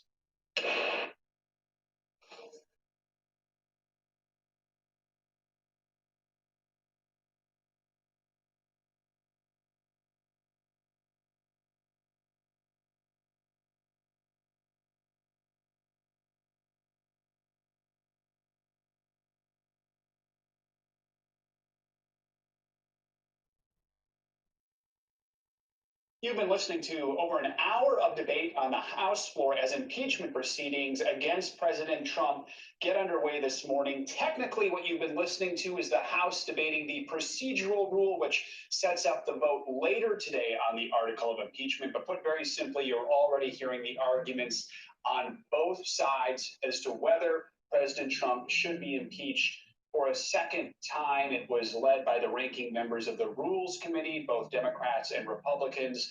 The ranking Democrat, Jim McGovern, saying, if this isn't impeachable, I don't know what is. We also heard from the House Majority Leader, Steny Hoyer, urging those to vote to impeach, saying it is never too late to do the right thing. Let's now bring in Kurt Bardella. He's a senior advisor to the Lincoln Project. Kurt, I know you've been listening to this for us and you're here to help us make sense of what's going on. Of course, that was, as Joe just mentioned, really that procedural rule debate there. But first, I want to ask you about something that I know that you just wrote about, this opinion column that you've done at the time. Trump doesn't deserve post-presidential benefits. Impeach him to ensure he won't get them. Now, this is looking forward, depending on what happens in the House today. If this does move to the Senate, what that's going to look like. Tell us, is that really why you think impeachment should be the way here? Is that the point? What happens next, not necessarily these next days in office? Well, the way I look at it is Republicans are effectively trying to run out the clock. You heard just now on the House floor, Republicans talk about the fact that by the time this happens, gets to the Senate and is heard, the president will already be out of office. So what's the point of doing this? And the point that I try to make in this piece for USA Today is that there is a point to doing this to hold Trump accountable, because there are still things going on that will happen after he leaves office that the taxpayers are on the financial hook for. And one of the penalties that I believe we need to impose on Donald Trump for his conduct is to remove those perks of the post-presidency life. And I think that Democrats are missing an opportunity, highlighting that as a rebuttal to the Republican effort to run out the clock. They need to point out that, well, it might be true that Trump leaves office, but we're still going to be paying the bill for it. Donald Trump's conduct makes him disqualified from getting $200,000 a year in a taxpayer-funded pension. It disqualifies him from having the taxpayers have the burden of paying for his office space, his staff, his travel, all of those perks. There is still life after the presidency for Donald Trump.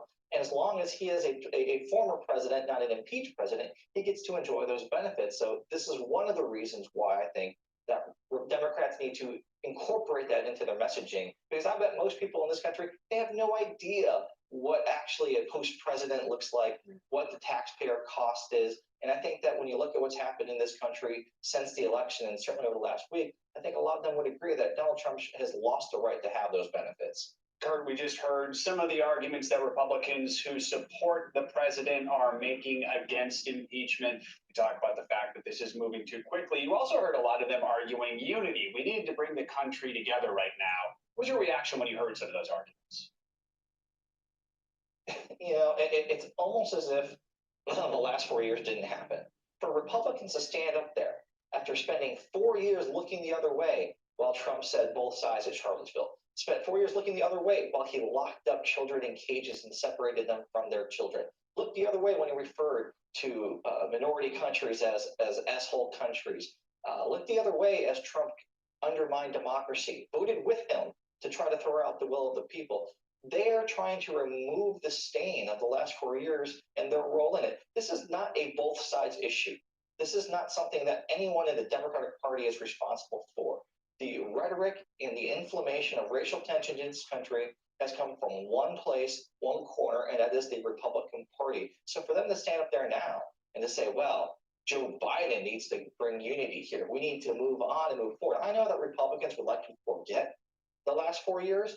I think that they've seen in losing the House, they just lost the Senate, they've lost the White House, that there is a political price for the way that they have aligned themselves during these 4 years. But you don't get to, light the fire and then say, well, you guys need to put it out and we all need to come together.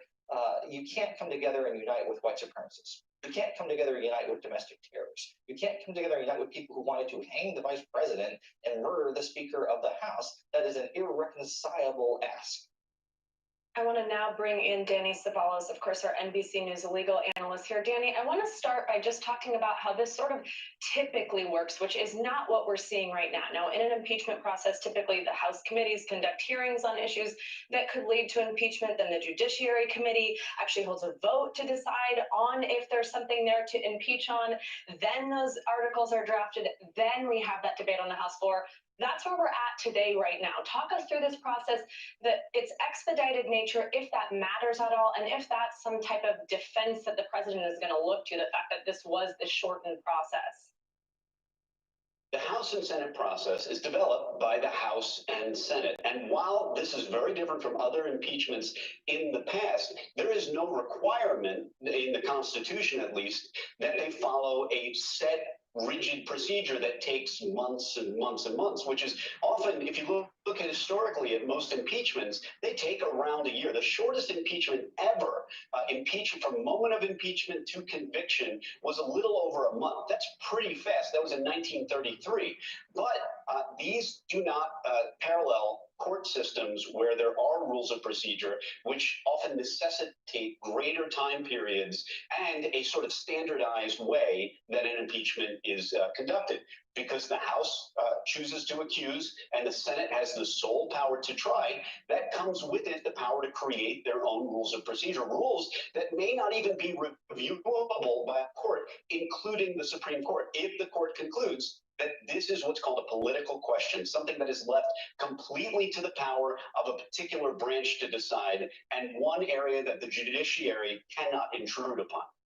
Kurt, I want to ask you about the future of the Republican Party. We know at this point 5 House Republican members have said they're going to vote to impeach, including Liz Cheney. We know that the New York Times is reporting that Senator McConnell privately backs impeachment, according to some sources. How much is the impeachment vote that's going to take place today, and then eventually perhaps the vote in the Senate on whether to convict? Is that a vote on the future of the Republican Party, whether it remains the party of Trump or moves forward?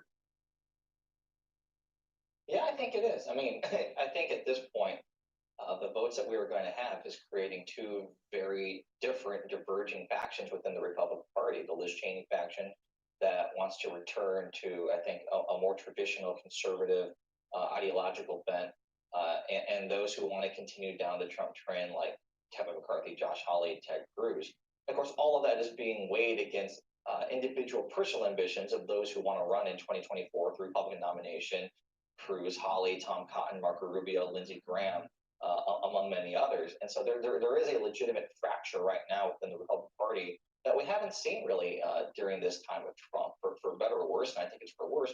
The Republican Party has been pretty lockstep behind Donald Trump and united in defending Trump and Trumpism, as we saw just a year ago, the last time we went through an impeachment process for Trump. And I think going forward, it's really interesting to see people like Liz Cheney, Ben Sasse, Mitt Romney, and even Mitch McConnell privately come forward and what we have seen to be probably the most visible rebuke of this president that we have had in the last 4 years. And I think we're seeing just the beginning of what's going to be a very ugly, divisive, and contentious and personal fight within the Republican Party. Because the one thing that we do know is, Trump isn't going to just go away. This is someone who lives for attention. He lives to be at the center of the universe and the political universe. And he's raised a lot of money and has, as we have seen, a very devout following. And the reason why Republicans are still lining up behind him, like Kevin McCarthy and Steve Scalise, is because they are terrified. They are afraid to confront the Trump base and go against them. And the battle lines are kind of being drawn right now before our very eyes. I want to look ahead now, because this is widely expected to pass through the House here with majority Democrats and a handful of Republicans also voting in favor to impeach. And Danny, I want to bring you back in here to ask a little bit about what this would look like once it does get to the Senate and the Senate trial in terms of the president and his defense and what we know here. There are a couple names that always get thrown around in terms of Donald Trump and his legal team. Of course, Rudy Giuliani, who we now know the New York State Bar Association has opened this inquiry into removing him from its membership. We also hear Alan Dershowitz name a lot. He says he has not been contacted yet by the Trump team. Do we know anything here? Do you have any reporting on that? And also, what kind of defense could they go for here? To defend him, of course, Dershowitz did, and Jay Sekulow was a prominent defender at the last impeachment. But what we know about his possible defenses is that the president has no due process rights in an impeachment proceeding. That's a very significant difference from a criminal defendant in an Article 3 court that we are familiar with from TV and movies. A criminal defendant has very established due process procedural rights. The president has none of these. He does not benefit from the rules of evidence or the rules of procedure that protect the accused in a criminal case. So, because the court itself is comprised of the House and the Senate has the sole power to try impeachment cases, coming with that is the Senate's power to make its own rules. And while precedent is helpful, precedent helps guide the Congress and the Senate in trying an impeachment. What we've learned is the rules are whatever they want them to be in a particular impeachment case. That precedent is really just guidance. It's not bedrock principle that a court must follow, as in an Article 3, a judicial court that has to follow precedent. In the case of impeachment, the Senate gets to make the rules, and the Senate gets to eliminate rules if it sees fit. Danny, to keep talking about 2019 and the first impeachment, we know that there were witnesses deposed and committee hearings and lots of debate before we finally got a vote. This time, things are clearly moving much more quickly. Is at least one reason for that is that we had a much more complicated case last time with Ukraine and a phone call and who all was involved. And this time, in essence, the lawmakers are being asked, you saw the insurrection, you saw what the president said beforehand, you're making a judgment now. Is that incitement of insurrection? Is that part of why this is, besides the obvious timeline here, this is moving so quickly as it sort of is? Here's the evidence. You've seen it. What do you think? In a sense, if you go back to 2019, it was similar in that you had a transcript. You had the president's words and his words alone. You didn't have any bank transactions. You didn't have any, you didn't do any physical acts accompanying that speech. So they are similar in that we are dealing once again with pure speech. And you can look at all the surrounding circumstances to give effect to what those words were. But you are correct in that in this case, you have a speech that he gave. And if the charge was that he incited a riot or was involved in insurrection, then we dissect the words in that speech, and we apply the traditional First Amendment tests. Was this protected speech under the First Amendment, or did it run afoul of the First Amendment by directing and inciting a riot, and that riot was eminent from those words? Now, reasonable minds will disagree on whether or not that's the case. In fact, this is a case that the Supreme Court might even throw out were it before them. The Supreme Court might conclude that this falls into a number of its tests, including the Brandenburg test, and is protected speech. But that may just be theoretical, because the Supreme Court may never get to hear this case, and that's because the Senate has the sole power to try it.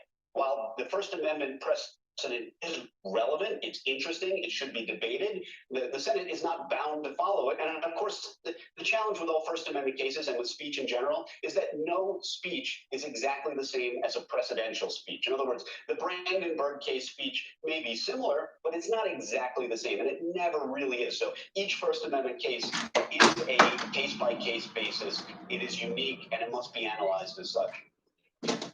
Kurt, I want to follow up with you on that same thread that Joe was just pulling out, this idea of it basically being a judgment call, and pull in something that was in your op-ed from USA Today that said, instead of making it about accountability for the Capitol siege, they need to make Republicans own Trump's post-presidency perks. Are you essentially arguing that they need to look beyond that idea of a judgment call, whether he did incite it or not, and just that there's enough there that he shouldn't get to continue with the benefits that come along with being the president? Yeah, I mean, again, impeachment is designed to be a measure of accountability and to have a real consequence for misconduct. And this is something that we teach our children, right? If you do something wrong, you get something taken away from you. There's a penalty for that. And I think among those penalties, aside from the historical stain of being the only person to be impeached twice in a presidency, Donald Trump does not deserve the future perks of the office that he is going to enjoy. Perks that I think, as we've seen through his conduct in the last 4 years, are likely abused to some degree when you look at how often he's stretched the budgets of the Secret Service going to golf clubs every weekend, golf clubs that he owns, how he's profited from the presidency. If Donald Trump is as rich and wealthy as he claims to be, he won't miss these perks.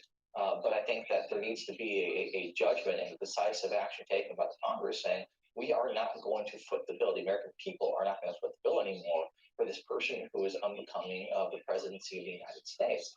And I think that when you look at just the way that this is happening and the speed that this is happening, I think Danny's kind of right with this, the record speaks for itself. The video speaks for itself. Donald Trump's words speak for themselves. It's something that the person that might be potentially defending him in the Senate, Rudy Giuliani, was right there saying trial by combat, inciting the very siege that has led to the potential impeachment of this president.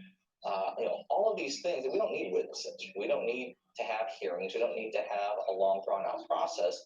This is pretty black and white at this point. And the events that have unfolded and the response that we've seen from this president and the words that we have seen from this president, they do speak for themselves. And ultimately, I think Liz Cheney put it best when she said, this is a vote of conscience. This is something that should transcend political parties. This is something that transcends the normal ideological entrenchments that we all fight over. At the end of the day, it's country over party. And I think that there is a broader risk that the cost of inaction would put us all in here if we don't do anything. If we don't hold anybody accountable, we are just saying you can lead a siege against the United States of America, that another branch of government can lead a siege against a co-equal branch of government, and there is no penalty. It is okay, and just go about your life and do it again. We cannot have that be the standard. To let our viewers know right now, what you are watching on the left side of your screen is not the actual vote on the articles of impeachment. We're going to have two procedural votes today. The first one is a procedural vote offered by Republicans. They want to basically amend a rule to consider what's going on here. And so you're going to expect a party line vote on that. The second vote will vote on the rule and basically will sort of set up the debate for later for the articles of impeachment. So we're seeing a lot of procedural motions taking place right now, not the actual vote on the articles of impeachment. Just wanted to kind of spell that out for folks here. And it looks like the clock had run out on the vote, but we still see the votes being tabulated here. Kurt, I want to ask you, we know now 5 House Republicans say they support impeachment. Do you think the dam is breaking and we're going to see more as the day goes along? Go ahead with this, or do you think we're probably not going to see a whole lot more at this point, and it might just be a handful of Republicans who decide to vote for impeachment? Thưa các anh chị, hiện tại là đảng Dân Chủ nè, bỏ phiếu được 82, đảng Cộng Hòa bỏ được 73.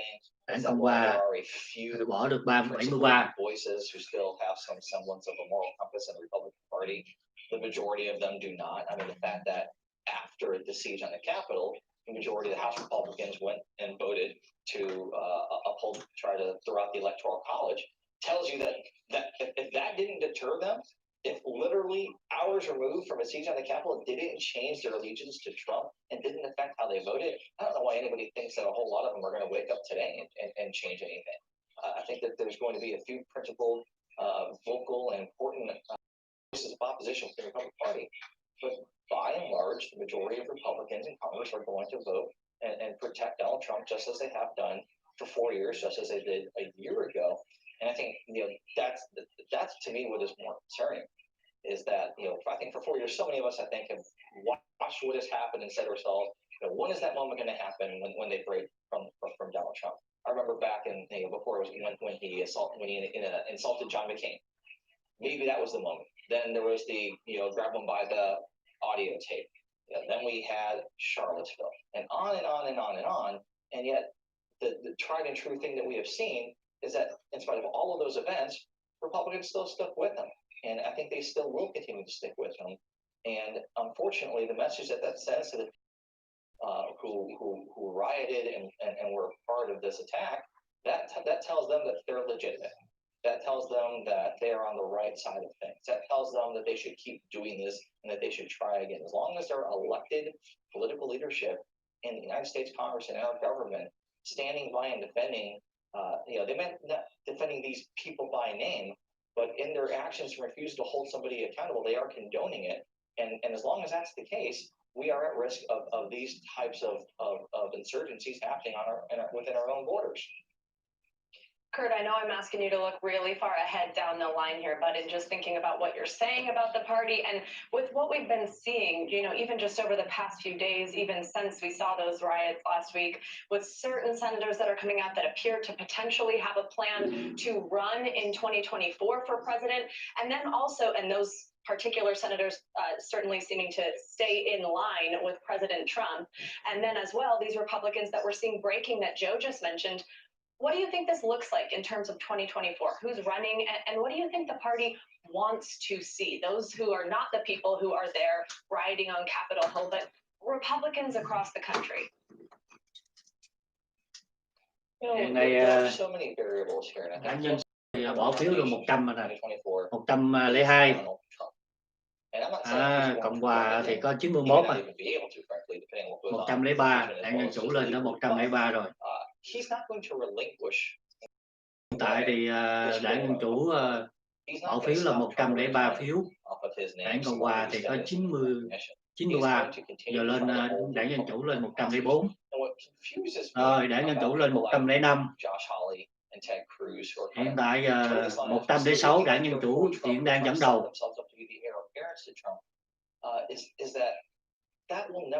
Hiện tại giờ Đảng Dân Chủ đang dẫn 106 phiếu. Đảng Cộng hòa, Đảng Dân Chủ lên 107. Đảng Cộng hòa lên 95. Đảng Dân Chủ lên 108.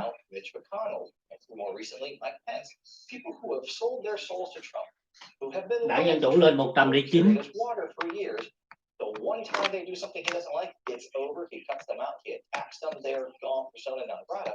And why Josh Hawley and Ted Cruz think that's going to end any differently for them is beyond me. And so you have these factions kind of lining up where you have the Pence and Hawley and Cruz trying to look like they're still with Trump, even though they're not. You're going to have people like Marco Rubio trying to create a little bit of distance over time from Trump. People like Lindsey Graham trying to create a little bit of space and separation. Then you have people that are on the outside of this right now. People like Nikki Haley is a good example, someone who's not in Congress, doesn't have to take a decision on any of these votes, kind of sit back, watch these senators who want to run in 2024 fight amongst themselves, and then come in after that and is a fresh slate, a clean slate for a lot of people. That can be very appealing. And then you're also going to have the Trump family in general, Trump Jr., Ivanka. It's no secret that they have political ambitions. There's chatter that Ivanka might run in Florida for Marco Rubio's seat, might primary him. A lot of voices right now that are competing for a space that ultimately is really controlled by Donald Trump. And that's going to be a big problem for their ambition. Danny, quickly want to ask you, just for though your job is often to hold our hand and guide us through things that those of us who aren't lawyers don't understand. Today's proceedings, what should people know about what's happening today? What should they be watching out for? What is going to be unfolding over the next few hours today that's important? In a sense, I'm looking at it with as fresh eyes as anybody else, because anytime an impeachment happens, it's happened around 20 times in our entire history as a nation. So really anything can happen. And because the House and the Senate have such power to create their own rules, really... Hiện nay Đảng Dân Chủ dẫn đầu 112 phiếu, Đảng Cộng hòa có 100 phiếu. And I use try in air quotes because the Senate decides exactly. Đảng Dân Chủ lên tới 113 phiếu rồi. Đảng Dân Chủ lên 114 phiếu. Reset top of the hour here for anybody who's just joining us. Đảng Dân Chủ hiện đang 114 phiếu. Đảng Cộng hòa có 100 phiếu à. Đảng Cộng hòa lên 101 phiếu. This is just a vote here on the procedural rule. We are seeing that for the better part of this next hour, and then they will head into that debate a little bit later. Hiện tại Đảng Dân Chủ 116 phiếu, lên 117 phiếu, Đảng Cộng hòa 102 phiếu. Đảng Dân Chủ lên đó 18 phiếu. This is a very different circumstance during very different times. There's only a week to go in President Trump's administration, 7 days left. Even if he is impeached today, which seems likely, hiện tại Đảng Dân Chủ lên đó 19 phiếu rồi quý vị. Đảng Dân Chủ đang lên đó 120 phiếu rồi. Hiện tại Đảng Dân Chủ đang dẫn đầu.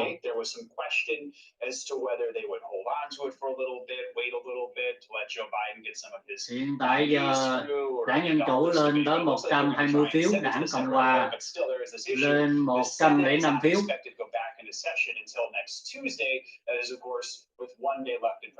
Đảng Cộng Hòa lên, Đảng Dân Chủ lên 121 phiếu. Đây là chương trình trực tiếp của Hạ viện đã họp bỏ phiếu trút phớ Tổng thống Donald Trump. Hiện tại Đảng Dân Chủ thì dẫn đầu 122 phiếu, Đảng Cộng Hòa thì 106 phiếu, Đảng Dân Chủ lên đó 123 phiếu, Đảng Dân Chủ lên đó 124 phiếu. Then those articles are drafted up. And what we've just seen in the last week, and we've heard from representatives who did draft those up, is as a riot, as an insurrection was happening on this very building, that is when they were drafting those articles as they were sheltering in place in their offices. It's just quite stunning how different this is this time around. Helping us break it down as we wait for the House to move forward this morning, Kurt Bardella, who's senior advisor for the Lincoln Project, and NBC News legal analyst Danny Savalos. Danny, I wanted to ask you sort of a little more about, as we do move forward, we're assuming at some point this gets to the Senate, we're going to see a trial. Remember when we saw a trial just a year ago, it feels like so much longer. Remember, Mitch McConnell really had control over things. There were a lot of witnesses and things that Democrats wanted to be a part of that trial that didn't happen. Would we expect something to look a little different this time around with a second trial in the Senate when it comes to who we might hear from and how things proceed?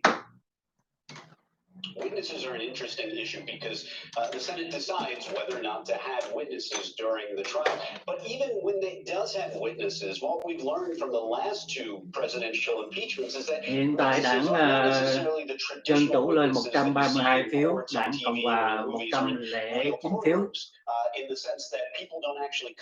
Đảng Dân Chủ lên tới 134 phiếu rồi quý vị. Đảng Cộng Hòa 109 phiếu. Under the rules of evidence, as you might see in a court. It's totally different in an impeachment trial. And what we've seen because of technology is that you don't even necessarily need an actual human to come in and Thống đốc các tiểu bang đang bỏ phiếu đỡ trút phớ Tổng thống Donald Trump. Hiện tại là Đảng Dân Chủ 137 phiếu, Đảng Cộng Hòa 111 phiếu.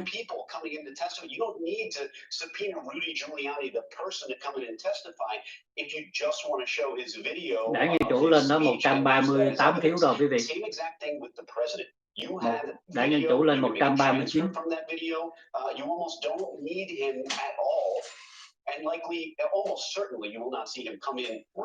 Đảng Cộng Hòa lên 112 phiếu rồi.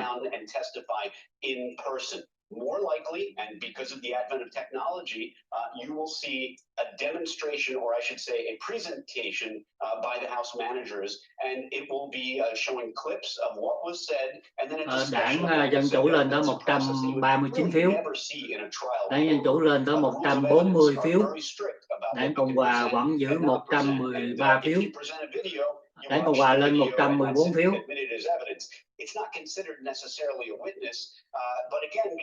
Đảng Dân Chủ 141 phiếu. Đảng Dân Chủ lên 142 phiếu. Danny, I'm also wondering if you can just sort of walk us through, as we're talking about here. Joe mentions we've been talking so much about how this is different than last time around and how protracted this was to get to the point we're at now. But walk us through now, just in your expertise, what happens next? Joe just mentioned that we heard from our colleague Leanne Caldwell that they are saying that they would immediately send over this article of impeachment to the Senate. What does that mean? What goes from there? Đảng Dân Chủ lên 145 phiếu, Đảng Cộng Hòa 116 phiếu. Hiện tại Đảng Dân Chủ đang dẫn đầu 145 phiếu và Đảng Cộng Hòa 117 phiếu. Đây là cuộc họp của Quốc hội, Hạ viện để trút phớ Tổng thống Donald Trump. Criminal defendants. And the reason for that is that the due process clause is about preserving life, liberty, and property. And in the case of an impeachment, none of those. Kính thưa các anh chị em, hiện tại quý vị đang coi về Hạ viện đang bỏ phiếu để coi thử có trút phớ Tổng thống Donald Trump được hay không. And so first and foremost, what are you keeping an eye on today? Who are you looking at? What are you looking for? So much of this seems predictable. Hiện tại Đảng Dân Chủ 147 phiếu và Đảng Cộng hòa 120 phiếu. Đảng Dân Chủ lên tới 149 phiếu. Đảng Dân Chủ lên tới 151 phiếu.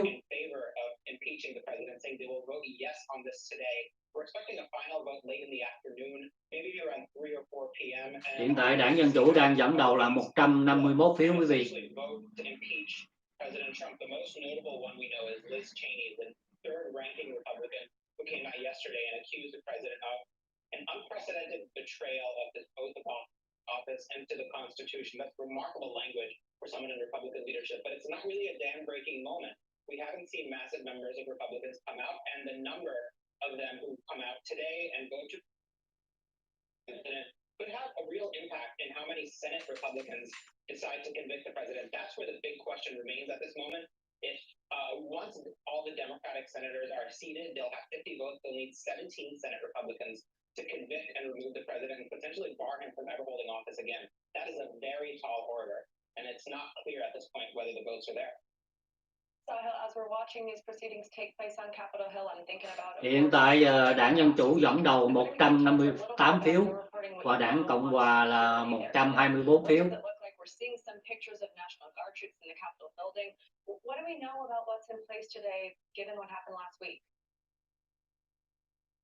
It's a harrowing. A number of reporters, including my colleagues who are filling NATO troops over the Capitol complex, sleeping on the floor.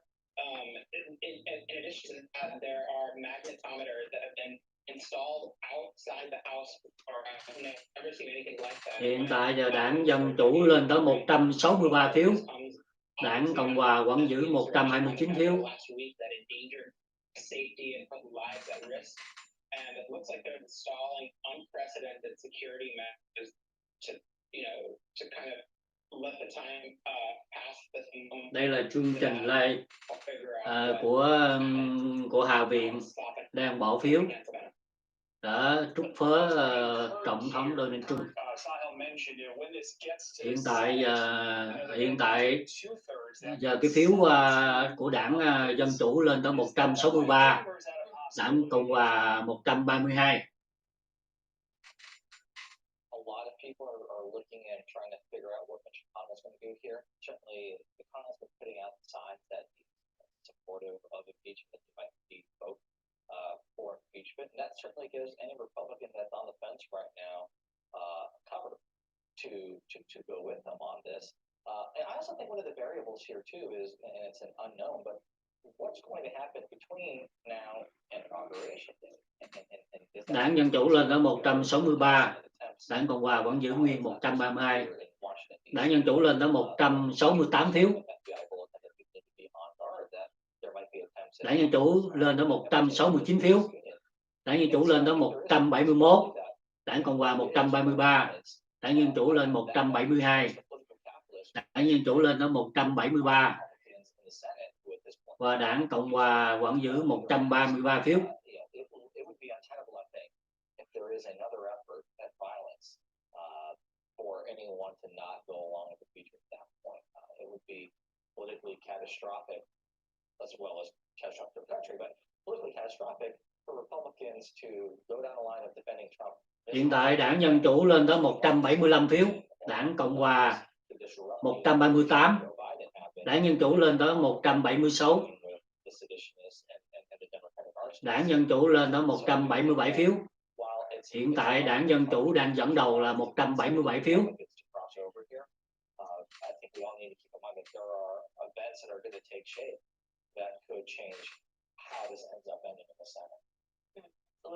Đảng Dân Chủ lên tới 178 phiếu. But I do think that it's helpful to our audience as we keep seeing these different slates come up for votes here. Now, the House has concluded debate on the procedural rule ahead of impeachment. That's the first thing that we were watching, but now there are two procedural votes. Tell us about what those are next. Đảng Dân Chủ lên tới 180 phiếu, Đảng Cộng Hòa 142 phiếu. Hiện tại là Đảng Dân Chủ đang dẫn đầu là 180 phiếu. Đảng Cộng Hòa hiện tại là 143 phiếu.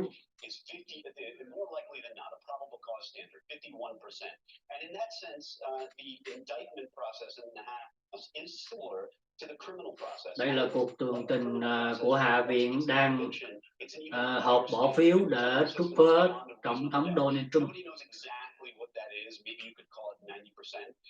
But in the Senate, it requires a supermajority, 2/3, which essentially the framers required that you're going to need some bipartisan support, unless you just have a totally lopsided Senate that is comprised almost entirely of one party. You're going to need a supermajority in order to convict and remove the president. And as this moves to the Senate, keep in mind that if you want to think of this like a Senate, it convicted, the mandatory minimum sentence is removal. There's no such thing as convicting the president of. Hiện tại giờ Đảng Dân Chủ đang dẫn 184 phiếu, Đảng Cộng Hòa 146 phiếu. Removal is mandatory. Interestingly enough, while removal is mandatory if convicted in the Senate, what is not mandatory is disqualification from future office. And that personally has astonished me too, because the language of the Constitution seems pretty clear, but it actually is a little misleading. The mandatory sentence is removal from office. Hiện tại các thống đốc các tiểu bang quay về để Hạ viện để bỏ phiếu. Hiện tại Đảng Dân Chủ là 188 phiếu, Đảng Cộng Hòa vẫn giữ 147 phiếu.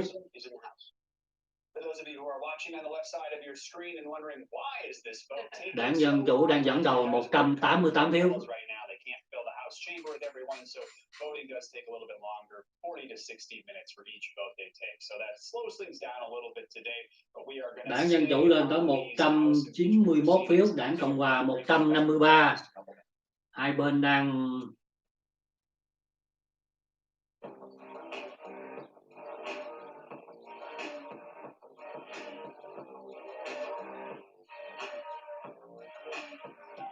Good morning, everybody. Welcome to today. It is good to have you with us. As we start a new year, we're right there with you to kick it off right. Let's go 2021.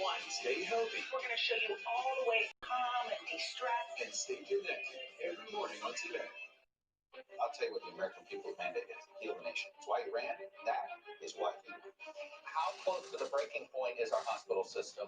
Why should we feel confident that vaccine distribution will go smoothly if it's Sunday?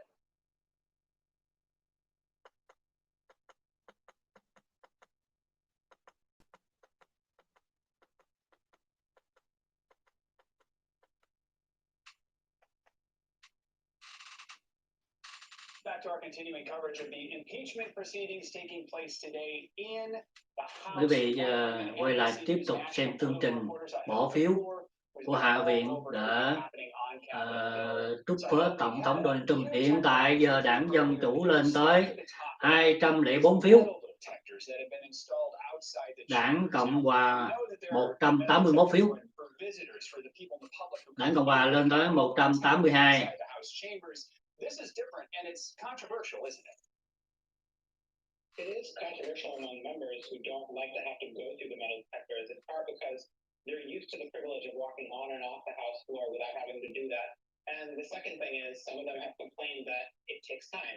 You have to form a line. Đảng Cộng Hòa lên tới 105 phiếu, Đảng Dân Chủ 186 phiếu. We've seen some of that. There's also been reports of certain members, these, as far as we know, are all Republicans who have been just kind of pushing their way and shoving their way through, going around the police officers there who don't really know what to do, because these are members of Congress.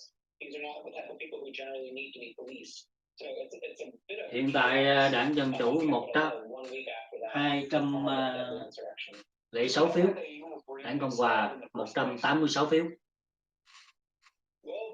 Đảng Dân Chủ đang dẫn đầu. Đây là chương trình live của Hạ viện đỡ bỏ phiếu trút phớt Tổng thống Donald Trump. Đảng Dân Chủ vẫn giữ 206 phiếu, Đảng Cộng Hòa 186 phiếu.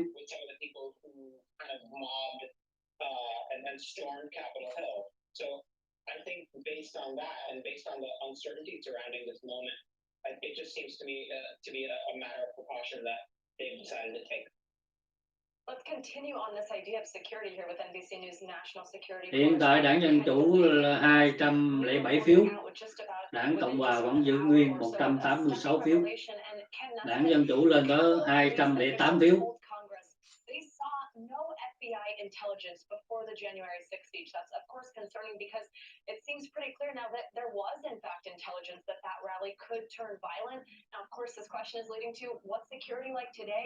What are we doing differently this week than we did exactly 1 week ago when we saw that? Đảng Dân Chủ lên tới 210 phiếu, Đảng Cộng Hòa 187 phiếu. Đảng Cộng Hòa lên tới 189 phiếu. We're not getting a straight answer. Yesterday, the top FBI official was going to the Washington field office. Đảng Cộng Hòa lên 191 phiếu. Đảng Cộng Hòa lên 192 phiếu.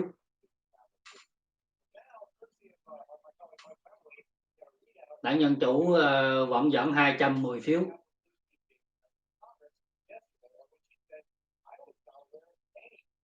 Hiện tại thời gian đã hết nhưng mà cái số phiếu vẫn còn.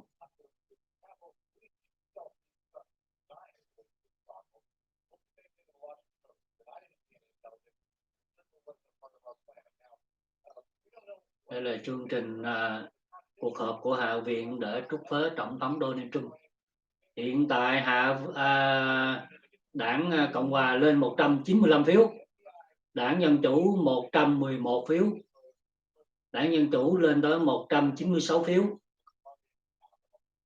Đảng Dân Chủ lên tới 211 phiếu, Đảng Cộng Hòa 198 phiếu. Hai bên ngang tài ngang sức. Đảng Dân Chủ lên 212 phiếu, Đảng Cộng Hòa vẫn giữ nguyên 199 phiếu.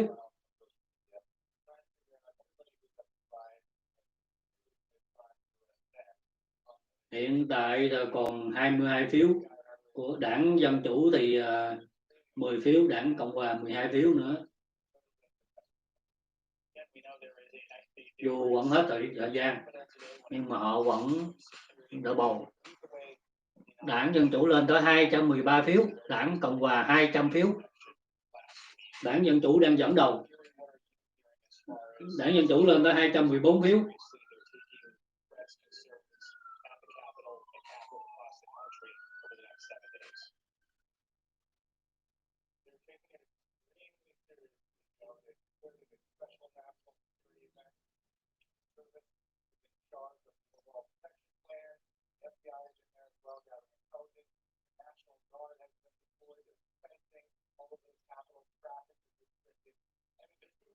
Dù thời gian đã hết nhưng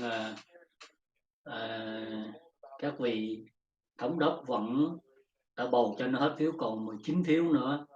Đảng Dân Chủ thì còn 8 phiếu, Đảng Cộng Hòa 11 phiếu.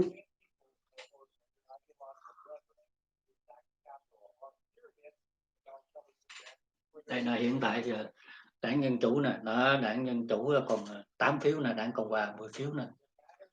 Tổng cộng Đảng Dân Chủ lên tới 215 phiếu bầu, Đảng Cộng Hòa 201 phiếu. Đảng Dân Chủ vẫn dẫn đầu là 215 phiếu.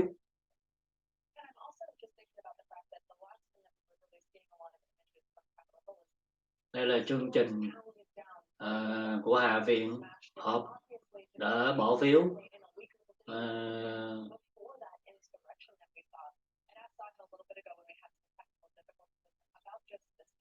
mà trút phớ Tổng thống Donald Trump. Hiện tại giờ Đảng Dân Chủ thì 215 phiếu, Đảng Cộng Hòa 201 phiếu.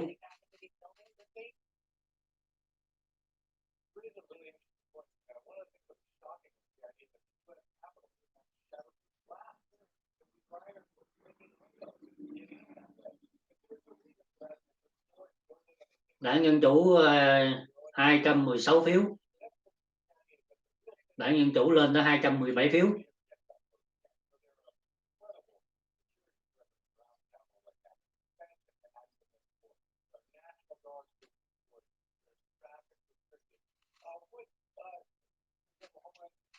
Đảng Cộng Hòa lên 202 phiếu.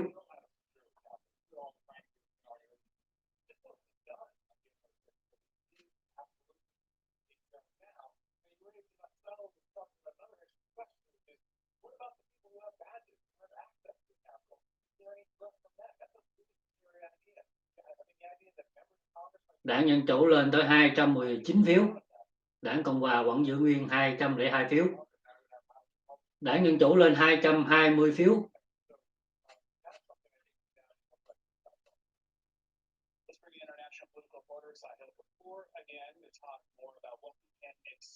Đảng Dân Chủ vẫn dẫn đầu là 220 phiếu. Đảng Cộng Hòa 202 phiếu.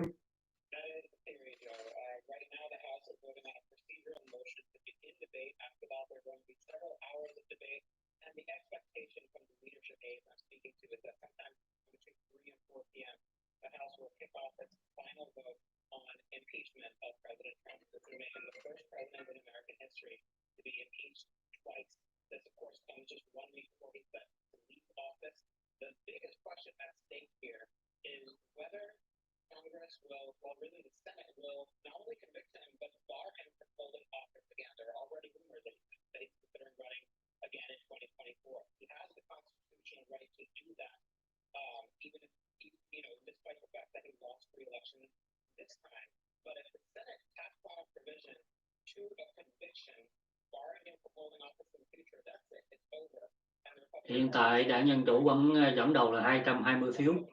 Đảng Cộng Hòa lên tới 203 phiếu. Đảng Dân Chủ vẫn đang dẫn đầu là 220 phiếu.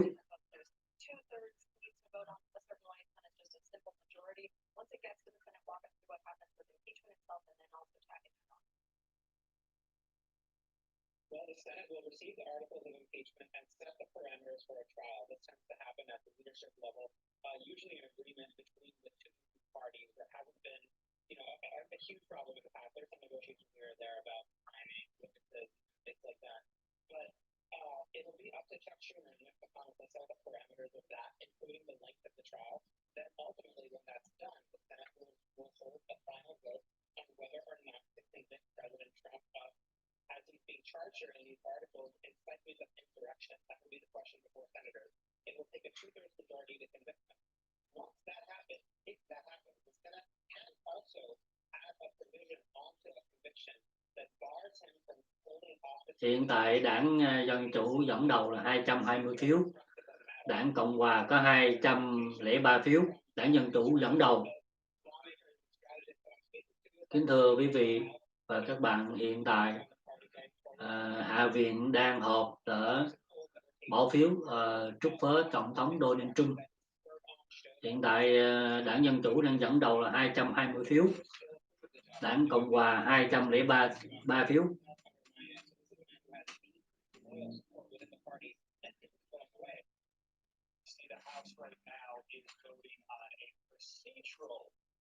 This is not the vote on the article of impeachment. Almost done, just 10 left to vote. This right now is a party line vote. Republicans favor Republicans voting against. But at this point, obviously, the vote is going to be on impeachment. At least 5 Republicans have made a plan to vote. We're going to take a quick break, but continue our coverage of the procedures for impeachment. Just a moment.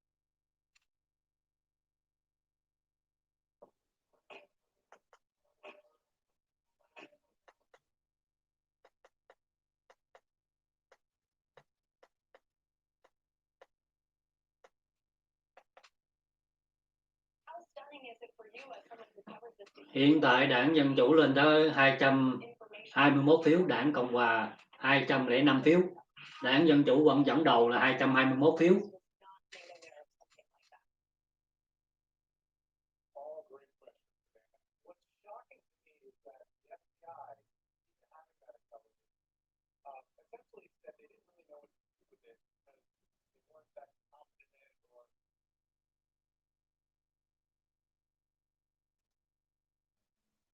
looks like Ken's shot is frozen here, so let's see if we can bring back in NBC's national political reporter Scott Hill before we answer more of our questions. It strikes me we keep talking about the first impeachment in 2019. Two articles of impeachment and abuse of power obstruction of Congress, with witnesses deposed, with committee hearings that went on for several weeks. This time around, it's one article of impeachment, incitement of insurrection. It's moving much faster. Also notable about last time, the first time the president was impeached was that Republicans, although they were actually just a Đây là chương trình trực tiếp bỏ phiếu của Hạ viện bỏ phiếu để trút phế Tổng thống Donald Trump.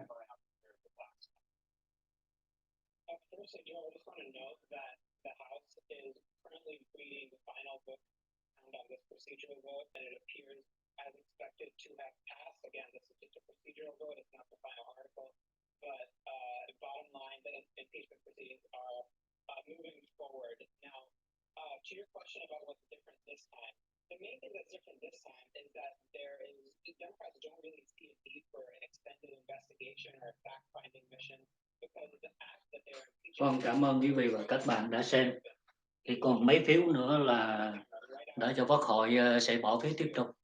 Bye bye. Cảm ơn quý vị và các bạn đã xem. To go to the Capitol that turned into a deadly mob, and he kind of used some rhetoric